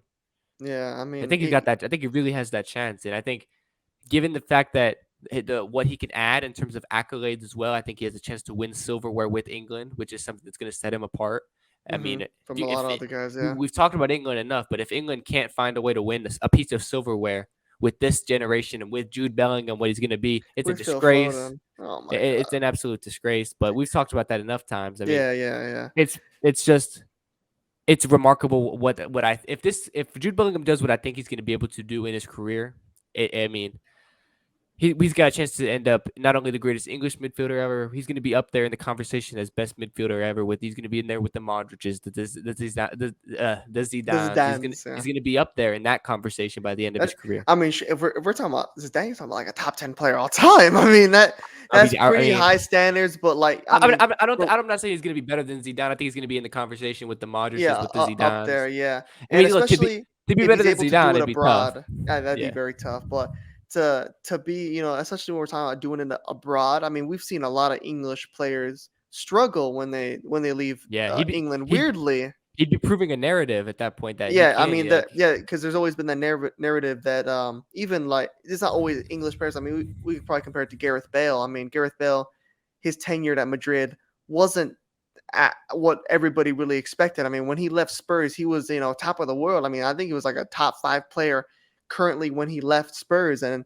he had somewhat, it's hard to say underwhelming because he won like God 3 Champions Leagues in a row. a lot of that is because of the rest of A that lot of, team. yeah, the But rest of Bale the did team, but contribute though. I he mean, we're looking contributed, but not to the level that we expected, expected. and we did see that he never really got along with the culture. He didn't really enjoy it. He never Yeah, learned Spanish. he didn't. That was crazy to me. He never even learned the language. How long has he lived in Spain and A long didn't learn time. the language? I mean, that was crazy to me. And if we're But thinking about English players, I think the last one to play for like Real Madrid wasn't was it? Yeah, Michael Owen. Owen. Yeah, Michael Michael Owen. Owen. And I And mean, if he I wasn't remember correctly, horrible. he didn't do bad, but he didn't do great either. Or what was it? Was it David Beckham?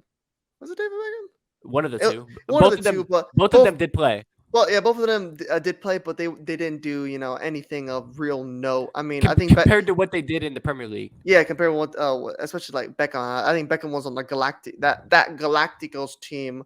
The ones that we see on the pictures, but And he was they also in didn't really. that he was also in the iconic Manchester United team, class Yeah, of '99, I think it was.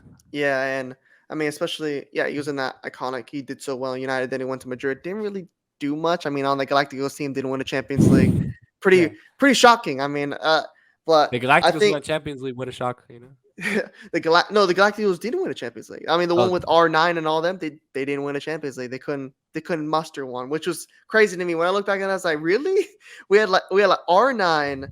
We had I think Figo, Roberto Carlos, who do and that team obviously David Beckham, and we couldn't win. We couldn't win a Champions League. it's quite remarkable. I don't know how that happens, but if someone's going to break that narrative, it's going to be Jude Bellingham. Yeah, I agree with that. 100%, I agree.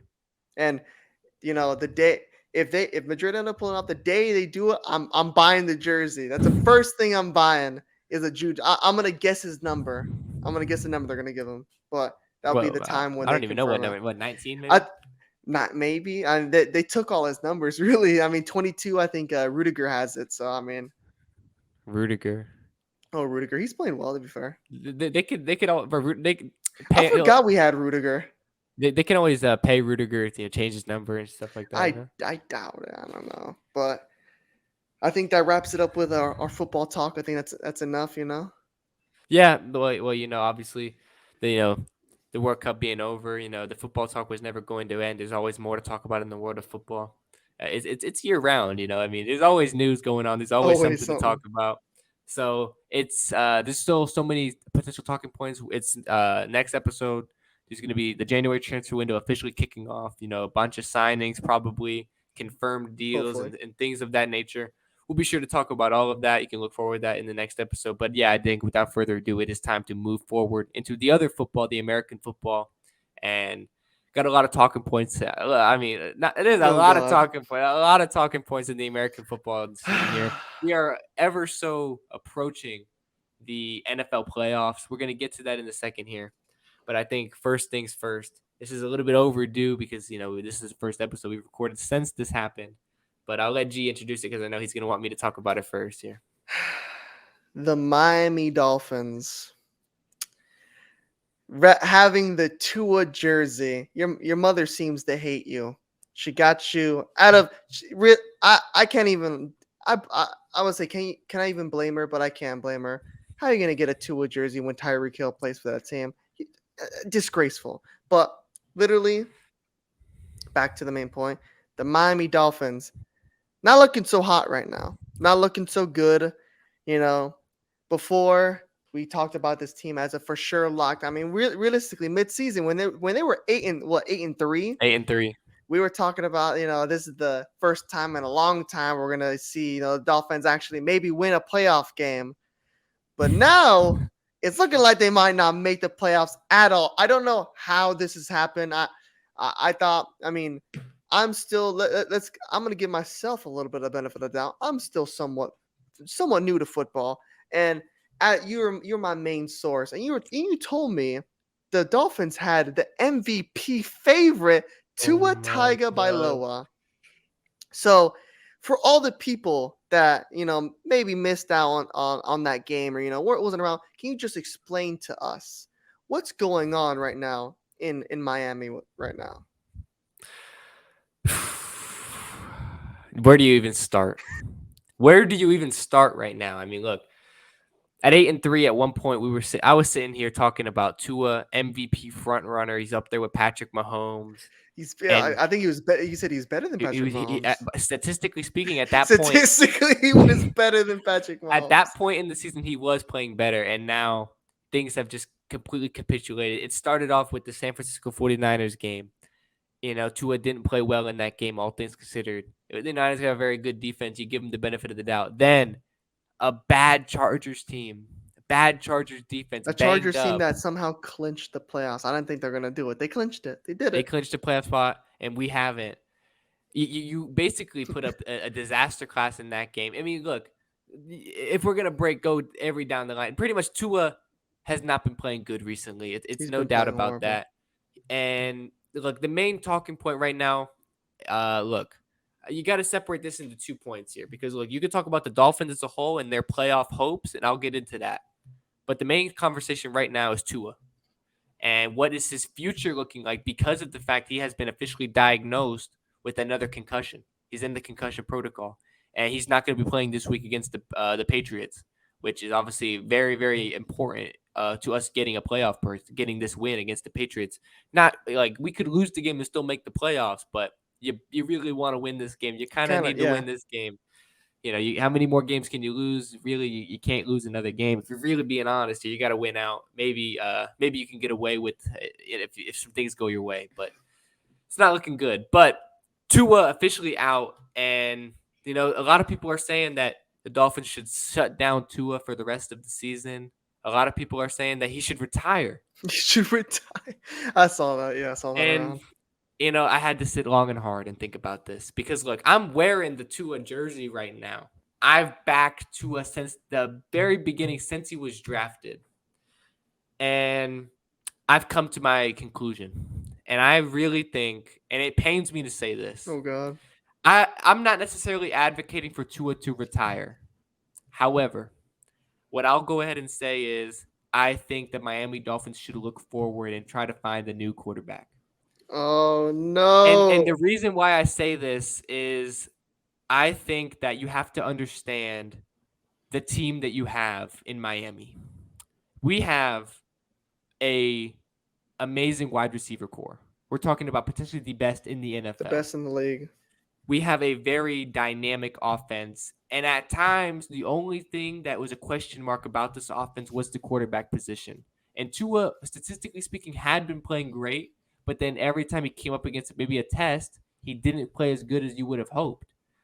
This still, even right now, the only question mark about this offense is the quarterback position. So when you consider the fact that even when he was playing good, it was still a question mark, and his injury history and what we continue to see after all of these concussions, it pains me to say it, but I think the Dolphins should be looking forward and trying to get a new quarterback. And I just think, and this does not mean I think Tua should retire per se, but it might end up being what happens. But I'm not going to sit on here and say he should retire. It's his decision. I just think I'm looking at it from the Miami Dolphins GM perspective. I think you have to go in and look forward and try and find a new quarterback because I'm not banking my future on this guy anymore because playoffs are on the line here, and you can't blame the guy for getting concussion, but that's what happened. He concussion prone. You know, People are saying that he's concussion prone. Some people are saying that it's the fact that you don't give him the proper time to heal from the concussion. Either way, I don't think you can bank your future on this guy anymore. And you have a small window of opportunity here if you're the Miami Dolphins. And I don't think you can waste this window of opportunity waiting for Tua. And it pains me to say it. I think if I'm the Miami Dolphins, you have a chance in this free agency to get a guy who can take you to the promised land. He's proven it time and time again. This is a guy who has been a nightmare. Don't you This is dare. this is a guy Don't you that I never thought I'd be fucking saying dare. this. The Miami Dolphins need to sign Tom Brady to be their quarterback next season. They need to sign Tom Brady to be their quarterback next season. And I think it's a changing of the guard. I think Tua, he can still be a great quarterback, but I just don't think if I'm the Dolphins, I'm banking on it. I just think all things considered, they need to part ways. He's he's let the team down. He's injured the team. I just think that it's time to move forward. If I'm the Dolphins, because the Dolphins have a real chance to win a Super Bowl next year if they play their cards right. And I just don't want to put all of my cards in the Tua basket when once again, concussion when we needed them. And this is his third concussion this season. At a certain point, Tua needs to evaluate what's the facts this year. And you got to put your health first. Realistically, he probably shouldn't play the rest of this season. And even in the playoffs, you don't want to be a CTE guy. At a certain point, you're going to have to hang up the boots, hang up the cleats. And I think that's ultimately where Tua might be headed. But ultimately, it's up to him. But for me personally, as a Dolphins fan, I just think we should not put all of our eggs in the Tua basket anymore because of the injuries. And all things considered, that's the only question mark I have about the Dolphins is the quarterback position. How rich? How rich is it? And what a turn of events. For I need you to DJ replay that. You begging, almost asking for Tom Brady to come save this Dolphins team after you've gone on record to say he is the most overrated player in sports history. Why do you need him? Why do you need Tom Brady He's the exactly? I he's the don't. best quarterback in the free agent market next season. He's the best It option. is Lamar not a free agent no more? But Lamar's gonna get franchise tagged. He's gonna I, stay a Baltimore Raven. I mean, what maybe you hold out another season? Why go in for Tom Brady if he's so overrated? Coming even from your entire family, you guys just straight up don't deserve Tom Brady. This is disgraceful, and the fact that Tom Brady wanted to go to that team, this season he wanted to be a Miami Exactly. That Dolphin. means, and I He think he's has still a house. interested. He He's has like a interested. castle over there That's in what I'm Miami. saying. I think it's I get that, but for the fact that it's gonna be for you, or I would say you guys, as in you and your mom and your dad, for guys who've hated Tom Brady, who've been Tom Brady haters for the past what you've been alive 20 years, 20 years. I've been hating on him for 20 years. Since he's been entered the damn league, it's just it's undeserving. You guys don't deserve Tom Brady to come save you guys, but I think that's what's going to happen as well. I think they're going to, because even if, maybe you keep Tua and you bring Brady on and just have maybe Tua is okay with being, I don't know how Tua would react to being possibly pushed to a backup or going to another team, whatever he does, retiring, whatever he likes to do. And you get Tom Brady, maybe you sign him on a short deal. You see what happens in Baltimore. Maybe you have Tom Brady for that season. Then you try and get Lamar, because I think that would be the perfect thing to try and get Lamar, a young quarterback who is we've seen what Lamar can do. He's an MVP winner, but what a perfect person to fill that small little gap than the greatest quarterback of all time, Tom Brady, and to give him the weapons that Miami have. I mean, you could take your Chris Godwin, you could take your Mike Evans, and you could throw it away. Throw that shit away. Tyreek Hill and You Jalen give Waddle. Tyreek Hill and Jalen Waddle. Jesus Christ, man! I that's an embarrassment of riches. I mean, we're talking about though, like in this free agency. I mean, he's gonna have the choice of going to possibly the Raiders or the Dolphins. I mean, what an embarrassment of riches for even both those teams. One has Devontae Adams, one has Tyreek Hill. You get your pick your poison to what type of receiver you want to terrorize the league with. And I think Miami would be a bit of a better choice. I think they're at this moment a franchise that are uh, in a better position. Just I think Devontae Adams, Tyreek Hill, that's a give or take. They're both pretty comparable, but I mean Raiders don't really have a Jalen Waddle type guy that. I mean, you have the two fastest receivers in the league. Just imagine Tom Brady with this Dolphins offense for a second. Just sit there and imagine it. Dude, Jalen Waddle, Tom Brady, Tyreek Hill, Raheem Mostert, Mike McDaniel coaching them all up. Mike I mean, oh my McDaniel. God. And I mean that the only thing that still worries this team in general is their defense. I mean, but compared to the Raiders defense, I mean, you're looking like the 49ers compared to the Raiders. The Raiders defense is shambolic. And if we're able to get Tom Brady, I think we would be able to fix up our main issues on this team, because I think, look, if Brady comes, Rob Gronkowski is coming with him. No, he's not. No, he's not. He already said he's coming.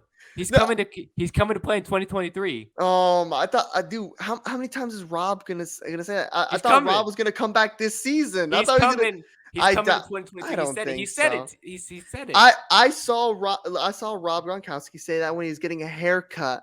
When Tom Brady was first announced that he was coming back, and he literally, a reporter caught him just saying, "I probably would come back," and he ended up not coming back. So I don't think he's the greatest news source, but I think he will come back. And I also, but my point is, even if Gronk doesn't come back, I think he's coming back, next season to play for the Dolphins with Tom Brady. But I think Brady, would The two not people be. you've hated the most coming He together to same be your franchise. I think we would be able to sign a couple offensive linemen because people are gonna see once we get if we got Tom Brady, I think it puts us in the bracket of Super Bowl contenders in the AFC. People are gonna take reduced deals. They're gonna try to come to this team to win a championship. So I think we can fix up our defense. We can get a couple veteran guys in free agency with some cap space. We can get a couple offensive linemen to fix up the offensive line and make it an elite offensive line. And if we're able to do that, there's nothing stopping us at that point. We already got all the other pieces.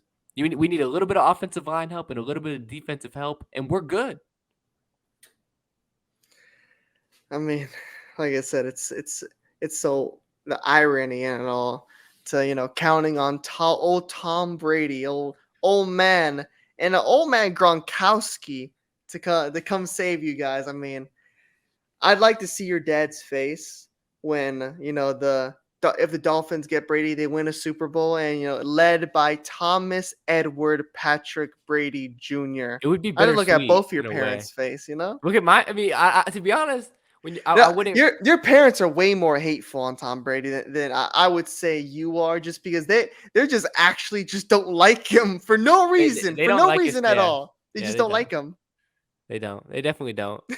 I don't get it, but I'd like to see it happen just because I want to see their reactions to it. Just they could finally come sit at the table. They could finally come understand what this guy's been doing for basically our entire lives. 2 generations. The thing is, imagine he came and then he ended up being ass, and he. That's not well. That's not happened, bro. Because look, it's Tom Brady. Tom Brady doesn't know the meaning of being ass. I mean, It, obviously, if he comes to the Dolphins, I hope he wins us a Super Bowl.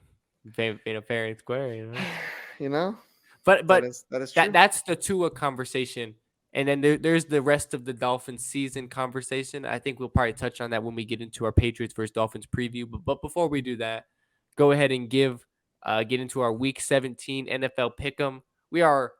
This is the second to last week before the NFL season gets into the playoffs. Pretty much, I mean, it's remarkable that we've gotten to this point in the season. It's happy and sad at the same time because we get to the playoffs, but then we also, it means that there's no more football No coming more very soon football here. for a bit. But without further ado, if you're ready, we can go ahead and give our Week 17 picks. All right. All right. So we got Cardinals versus Falcons. Give me the Falcons. I'll take the Falcons. Dolphins versus Patriots. Give me the Dolphins. I'll take the Pats. Saints versus Eagles. I'll take the Eagles. I'll take the Eagles. Colts versus Giants. I'll take the Giants. I'll take the Giants. Panthers versus Bucks. Give me the Panthers. Give me the Buccaneers. Broncos versus Chiefs. I'll take the Chiefs. I'll take the Chiefs. Bears versus Lions. I'll take the Lions. I'll take the Bears. Browns versus Commanders. I'll take the Commanders. I'll take the Browns. Jaguars versus Texans. I'll take the Jags.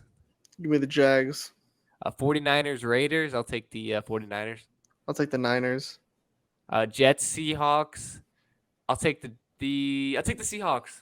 You're about to say the Jets. I'll take the Jets. Vikings Packers. I'm taking the Packers. I'm taking the Vikings. Rams Chargers. I'm taking the Chargers. I'll take the Chargers. Steelers Ravens. Give me the Ravens. I'll take the Steelers. And then Bills Bengals. Give me the Bengals. I'll take the Bengals. Okay.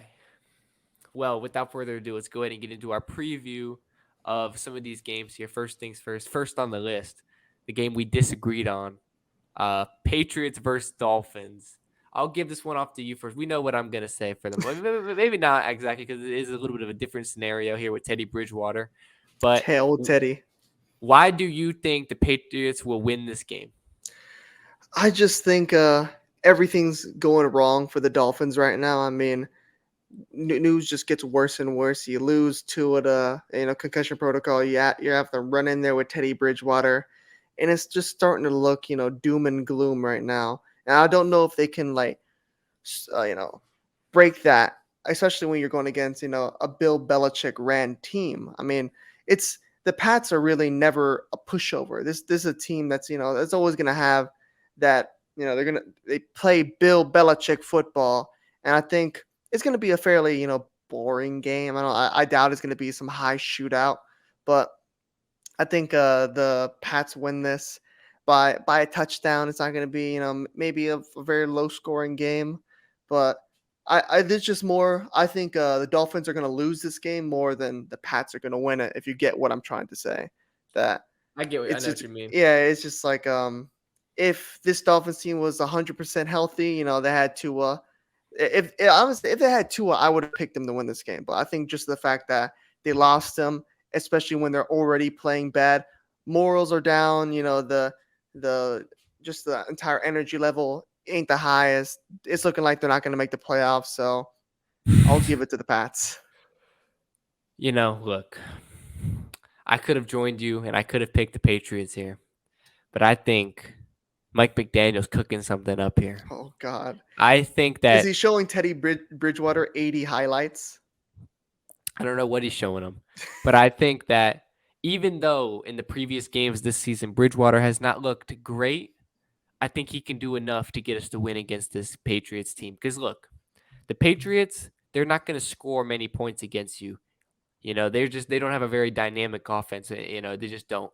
Their defense is pretty solid. This is going to be a low scoring game. Even if Tua was there, it's probably going to be a more low scoring game because this Patriots defense is pretty good. They're able to hold you to field goals when you do get into a position. And a lot of the time, they don't even let you get past the 50. They're a very good defense. And the Dolphins' weakness happens to be, for the most part, their defense. But this Patriots offense is not really that great. So they're not going to really expose the Dolphins for their main issues.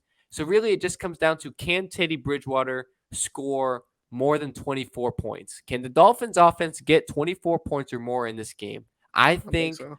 I think that this game is essentially, it's going to be like a 24-21 type of game. It could go either way. Give me the Dolphins 24-21. I think Teddy Bridgewater does just enough.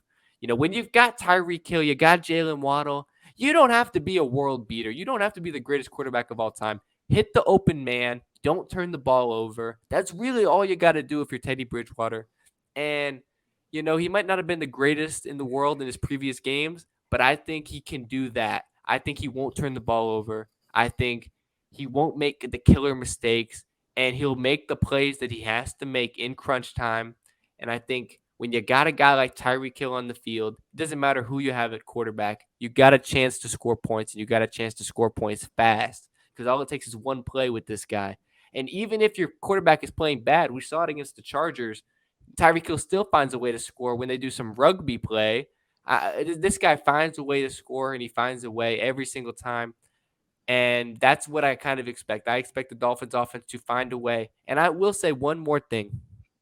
The Dolphins running game has somehow recently emerged, and they have been playing very well. Raheem Mostert has been playing like a man possessed running the ball. And Mike McDaniel, to be honest, has not been running the ball enough. He should have been doing it more. It's kind of cost us a couple of these games against the Bills, in my opinion, and against the Packers last week.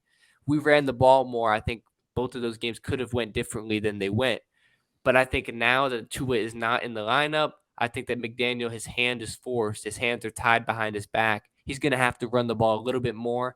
And I think that actually bodes well in our favor because we have been pretty effective at creating good holes for Mostert. And I think we're going to rush for over 100 yards. Teddy Bridgewater's not going to make mistakes. And if that does happen, it's a recipe for success. And I think that given the fact that the Jets are going to lose to the Seahawks, I predicted it. You predicted obviously the Jets to win. If the Jets lose and the Dolphins win, we're in the playoffs, and that's exactly what I'm predicting to happen. We'll see. We still got that bet going. If the Jets sneak into the playoffs, you get a Zach Wilson jersey. Hopefully, one day we can get him to sign it. That'd be a legendary jersey to own. I don't want him But to sign it. I want him to sign it. I don't want him to But sign it. yeah, it's definitely gonna be a game that Dolphins should be looking at. It's a must win. You said the Dolphins could lose this game, still make the playoffs, but You don't want it to ever really come down to that Yeah, close. no, You you gotta you don't. gotta win these games. These are games you have to win. Even with Teddy Bridgewater, you still got to Yeah, find a even way. with Teddy, you have to find a way. You have Tyreek Hill, you have Jalen Waddle, you have to make it work. So, from one game that is going to decide playoff fate to another game that is going to decide playoff fate, the Panthers and the Bucks. This is a game that, even though the Panthers currently are 6-9, and the Bucks are, um, we'll I get didn't the write it exact down record. there. Yeah, So the Panthers are 6-9, the Bucks are 7-8. But because of the fact the Panthers have the tiebreaker at right now, if the Panthers win this game, they overtake the Bucks and they become first place in the division. So this might very well decide who wins the division right here. And obviously, you pick the Bucks. What gives you the faith in the Bucks to be able to pull this off and essentially win the division? because I trust in one man. I trust in Tom Brady. This team, as bad as it's been, it's always come down to Tom Brady. They win games because of Tom Brady, and they lose games because of Tom Brady. But with all the pressure, with their playoff hopes on the line, who else to deliver when they need it the most than Tom Brady? We see it. They don't like to make games easy. This team definitely does not know how to secure and win games comfortably. They like these down to the wire versus the Cardinals versus all these teams where it comes down to really the fourth quarter until they really start playing. I said that ironically, is that when the fourth quarter starts, that's when the Bucks actually start defending and playing. Yeah, That's what they really do. I that's what they mean, do. that's what they've been doing. I mean, Mike Evans didn't really catch a meaningful ball till the fourth quarter, till they started to move down the field. I mean, it's crazy. I mean, it gives me shades like to my heart rate when I was watching Argentina. They can't make games easy. They never make the watching experience easy at all. They look at points, at the game, they look dead in the water. Their offense looks about as dangerous as a butter knife. It looks dread at points, but they always seem to find a way to pull it out. So playing the Cardinals, not the Cardinals, playing the Panthers, not a very good team. I think, I think they can.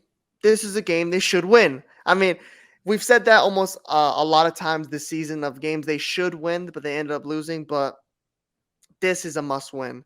And I think it's going to be a point of emphasis of what this team is going to want to prove that, they're not the best team in the league, right? They're not what they expect it to be, but when they need to win a game, they're going to win this game.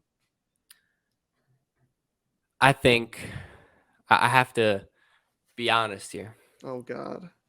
The Panthers, last time these two teams played, it was an absolute It was a horror catastrophe show. It of a was performance. horrible. It was honestly one of the worst performances, maybe of the whole NFL season.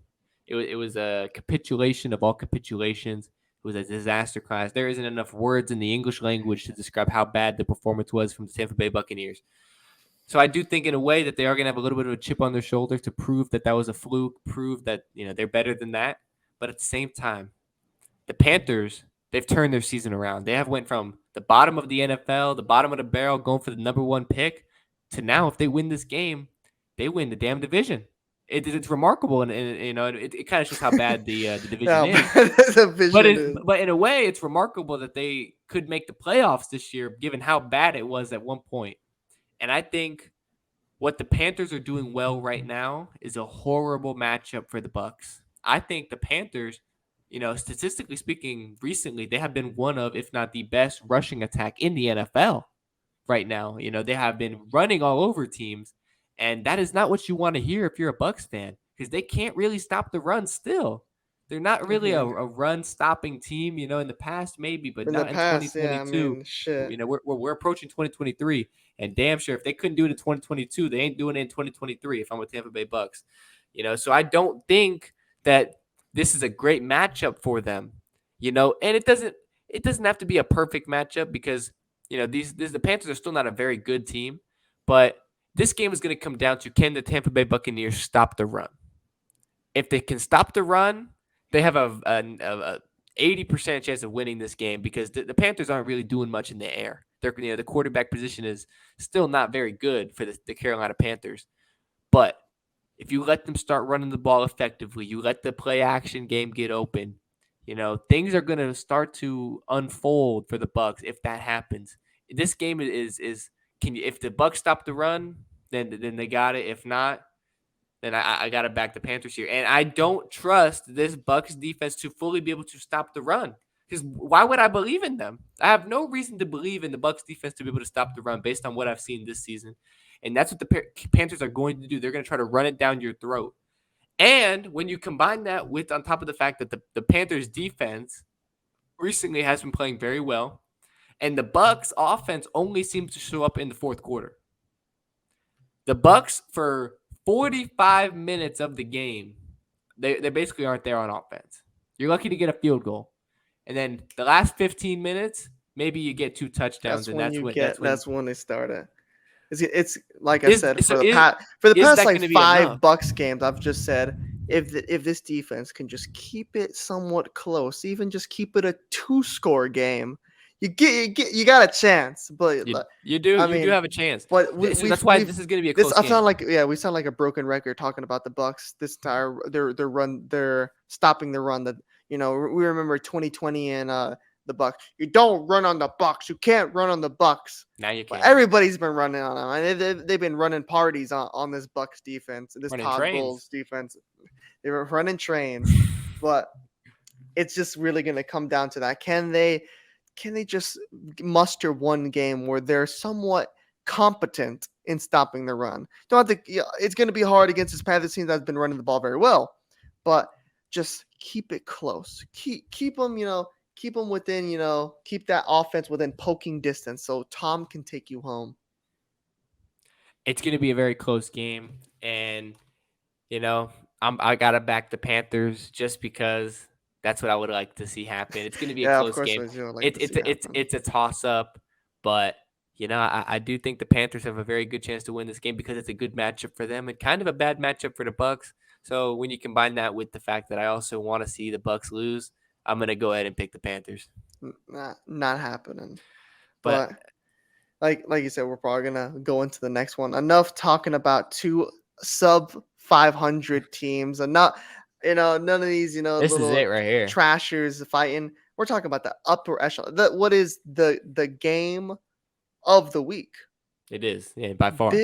Bills versus Bengals. I mean, how is there any more like teams that are on fire as much other than maybe the Chiefs? Maybe, but the Eagles possibly and the Cowboys. But as far as 2 of the topper echelon quarterbacks, 2 top 5 quarterbacks, in my opinion, going at it. What I think is number 1 and 3 going at it. I mean, Joe Burrow and Josh Allen. I mean, this is about as best you can get. Yeah. But I do want to pass this one off to you first. What's your analysis on this game? What are you feeling here? Well, I mean, look, as you said, this is 2 teams that this is a potential playoff preview. We might see this matchup happen again in the playoffs, whether it's a divisional round or the championship game. We would not be surprised, and that's why this is the game of the week. This is a red hot Bengals team led by a guy you don't count out, Joe Burrow. This is a guy who does nothing but win. He's proven that time and time again, and this Bengals team is getting hot at the right time. It's not crazy to say that this Bengals team is the best team in the AFC at the moment because they are getting red hot right when it matters the most come January and February, which is when you want to be hot in the NFL. A lot of the NFL is getting hot at the right time, and that's exactly what the Bengals are doing. And then they're going against a Bills team who we knew what they were going to be coming into the season, and they've played like that for a majority of the season. We knew that they were going to be a contender, and that's what they've done. They're currently the number 1 seed as things stand. And, they've lived up to their expectations for the most part. We expected them to be this good, and they've been just as good as we expected them to be. Not without a little bit of bumps in the road, but they've gotten here regardless. Josh Allen hasn't always looked as pretty as we'd like, but good enough to win the amount of games as we would Playing expect. good. So that this game, it is going to be this is like football. Like this is might be like this is football like beauty. This is upper echelon. This is like, This is about as high this is about as shelf. this is about as good as it gets. You know, so it's this is just two great teams going at it. I think I back the Bengals right now because I think they are the hotter team. I think they're on fire. This is a team that this it's not easy to stop this offense at the moment. This is a red hot offense. I mean, Joe Burrow is playing like if he was playing like this the whole season, we'd be talking about him as the MVP of the league. Yeah. It took him a little bit of a couple games to get going, which kind of holds back his statistics. But as of the way he's playing right now, this is potentially the best quarterback in the league on current form.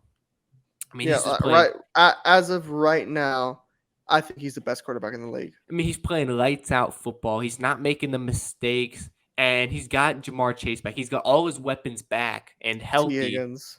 And this is a scary offense, and the defense is playing up to par with them too now. This is a strong defense, and they proved that. And I said it at the time when they played Kansas City. Their defense was ultimately what won them that game, and that's kind of a scary sight when you think about it. Because if the defense was going to be up to par with the offense, this team we knew they could go far, and that's kind of exactly what's happening. So it's going to be a close game. I think that what could hold this team, what's going to hold the Bills back from winning this game is I think that the Bills maybe are just prone to one or two more mistakes. Look, both of these two teams are just equally great, in a way. It's going to come down to who makes the little mistakes. And am I betting on Joe Burrow to make those little mistakes, or am I betting on Josh Allen? And it's nothing. I'm not taking away nothing from Josh Allen, but he's more prone to getting maybe a fumble or getting an interception in a key moment. When Joe Burrow, I trust him more in those big moments. When it's fourth quarter, 7 minutes left, tie game, or you're down three, give me Joe Burrow over Josh Allen. And that's why I'm going to pick the Bengals to win this game because I back Joe Burrow to do it in the big moments because this is going to be a close game. Come fourth quarter, it's going to be 27-24, 24-24, whatever. It's going to be a very close, tight game. And I back Joe Burrow in those moments more than I back Josh Allen. For me, the margin in this game are so slim. That's why it's so hard to even predict. It's such a slim margin of error. And that's why I back the Bengals because I back Joe Burrow to be able to walk the tightrope of that margin of error. This was a hard game for me to pick. I mean, I've liked the Bills this whole season. I picked them to go to the Super Bowl. You did. And I kind of didn't think the Bengals would be as good as they are now. I thought they would take a little bit of a step off, which it looked like they were going to do at the beginning of the season. They didn't. They started off fairly poorly, but they've caught fire. Joe Burrow has caught fire.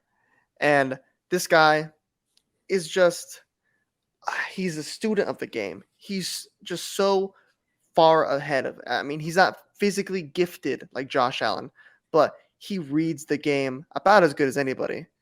And I think I do agree with a lot what you said. This Bengals defense is playing well. I mean, the Bills defense is notoriously known for being an upper echelon defense, but I think the Bengals can do just enough. And it's going to come down to, like you said, who's going to throw a pick, who's going to make a mistake, who's going to get strip sacked, who's going to fumble the ball, stuff like that. And the Bills are just more prone to do that than the Bengals because I think it mostly just comes down to I just think Joe Burrow's better than Josh Allen. I think he's more clutch than Josh Yeah, more Allen. clutch, definitely. Yeah. Like Josh Allen can take over games and he can be the most dominant quarterback I've seen in a very long time. But I've also seen him throw interceptions in the red zone. I've seen him give up interceptions on his own 1 yard line. But this is stuff you've never seen Joe Burrow do. You've seen him throw picks, but not these type of blunders that Josh Allen can possibly have. And, if we're talking about who's, the more hotter team, there's not a hotter team in football than the Bengals. I mean, it's literally them. And it's gonna be a very close game, like you said, but I there's another guy. Don't bet against. I don't bet against Joe Burrow. Joe Burrow is going to be. He's the man of the future, and he's the man of right now. I mean, it's we're so gifted to have so much embarrassment of riches in the quarterback of this, of our era, of our current generation, to have all these guys. But Joe Burrow, I think he's looking like he's going to be the best out of the bunch.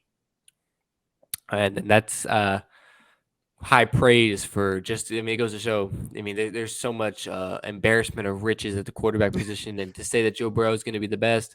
I mean, you could say anybody, and you could make an argument for him pretty I mean, much. I mean, shit, if you could say you could say Mahomes, you can make an Patrick argument. Mahomes, You Josh say Allen, Josh Allen, you can Lamar make an argument. Yeah, Jackson. exactly. You could name any of those names, and you can make the argument. So I think what's going to make this game so good is also the fact that this game is so important for both of these teams in terms of playoff positioning. The Bengals still have not clinched their division technically. They need to keep pace and they need to continue to win games. And they still have a chance to get to that number 2 seed potentially. And if they are able to win the division, and they need to win this game because they don't want the Ravens to overtake them. But then also for the Bills, if they want to have that number 1 seed, which I know that they do, because no team wants to go to Buffalo in the playoffs. And God if they no. and if they get the number 1 seed, that's exactly what every team is going to have to do. And, it's not impossible to go into Buffalo and win, but it's not easy at the same time. Yeah, And this, it depends what team you are. I mean, if if it's the Bengals, I mean, shit, Bengals went to Arrowhead and got that done. We always talk about how difficult it is to play an Arrowhead. Bengals did that yeah, to get to the Super Bowl. yeah, But if we're talking about any other team, definitely it must you suck to don't. play in Buffalo all the No. time. I mean, shit, it's so cold. No, and so if you're a Chiefs fan, I mean, obviously you're rooting for the Bengals because the Chiefs they're able to win this week, and then the Bills lose to the Bengals. The Chiefs go right back up to that number 1 seed, and then every team has to go through Arrowhead again, which Arrowhead is again. it's not impossible. We just saw it last year, but once again, it's not ideal. You It's don't I think want to it's go yeah, to it's Arrowhead. harder for every other team other than the Bengals. Yeah, and it's one of those things. If we're expecting and you could say we probably are expecting at some point to get a Bills Chiefs matchup in the playoffs, that matchup very well may be decided by who has home field advantage. That very well may be the case. And that's why this regular season, how it ends, is going to be so critical. That's why this game is so critical. And we're about to see two teams at the peak of their powers fighting for playoff positioning. This game is going to be immaculate. This is if this might be the greatest game of the season. It could Really, be. this might It's be the up best there. game of the season. I can't wait to watch it. Like compared to what it's gonna have to go against a Vikings Bills game realistically. I think it can meet those expectations. I mean, maybe not in terms of how in that game it did go down That game, yeah. crazy, Well, I mean, it's hard to but say in any terms, game will be better but than that one, in but terms of like the quality of these two teams, I think that's what makes this one apart. Like this is Joe Burrow versus Josh Allen, playoff positioning on the line. Monday Night Football. I mean, there's this game. It might not live up. It might not be quite as exciting, maybe as that because that Vikings game was crazy. But this is going to be up there. It'll be at least number 2, maybe. yeah, it's a good possibility. So obviously, we'll be able to talk about that in a couple days here after it happens, and we'll be able to break it down and discuss what went wrong for whatever team that lost. We don't know at the moment here, but you know, uh, yeah, I think unless you've got anything else in the NFL you want to talk about, any a final thing, because I think we can wrap this one up. I think that one wraps up this year 2022. Yeah, well, yeah, it does. You're right. That's what wraps up 2022. It's kind of crazy. I guess before we wrap this one up, we'll get a little bit of reflection in here, a little bit of a final thank you for everyone because this is 2022 will always be remembered as the year we It's started all this. started, It's yeah. all started. So it's all wrapping up here. Not quite been a full year because we started it. Technically, it was late March of 2022. So the 1 year anniversary would be like March 2023. We're looking forward to that. But this is the pretty much first full year almost of it. We appreciate the continued support. We're rapidly approaching 500 subscribers. Obviously, when we hit that, the giveaway will commence. So, comment down what you thought of anything that we talked about, your opinions on Ronaldo or Enzo Fernandez, Arsenal, Tua, the Any Dolphins, of the them, yeah. Bengals, anything we talked about, put your opinion down below, put your Instagram handle down below, and you got a chance to win some Amazon money. I mean, who's turning that down? I mean, free money, man. I take some free money right now. Yeah. So, I just wanted to once again thank everyone for tuning into this episode. We wanted to thank everyone who has subscribed to the channel, everyone who's watched the short, watches the videos, anyone. And, we appreciate the continued support. We're going to continue to grind into the new year. And obviously, for me, wishing everyone who's watching the video a happy new year and more blessings to them and their family. Absolutely. I think you said it all very well. I mean, you covered all the things I would have said. Yeah, I took the words right out of your mouth, Yeah. So I think with all that being said, this was episode 37 of the Shooter Straight podcast. I'm your co-host, Zach. Remember Coach G. And we will see y'all next time for episode 38. Get that out soon. Peace. See you in 2023. Yeah, see you in 2023.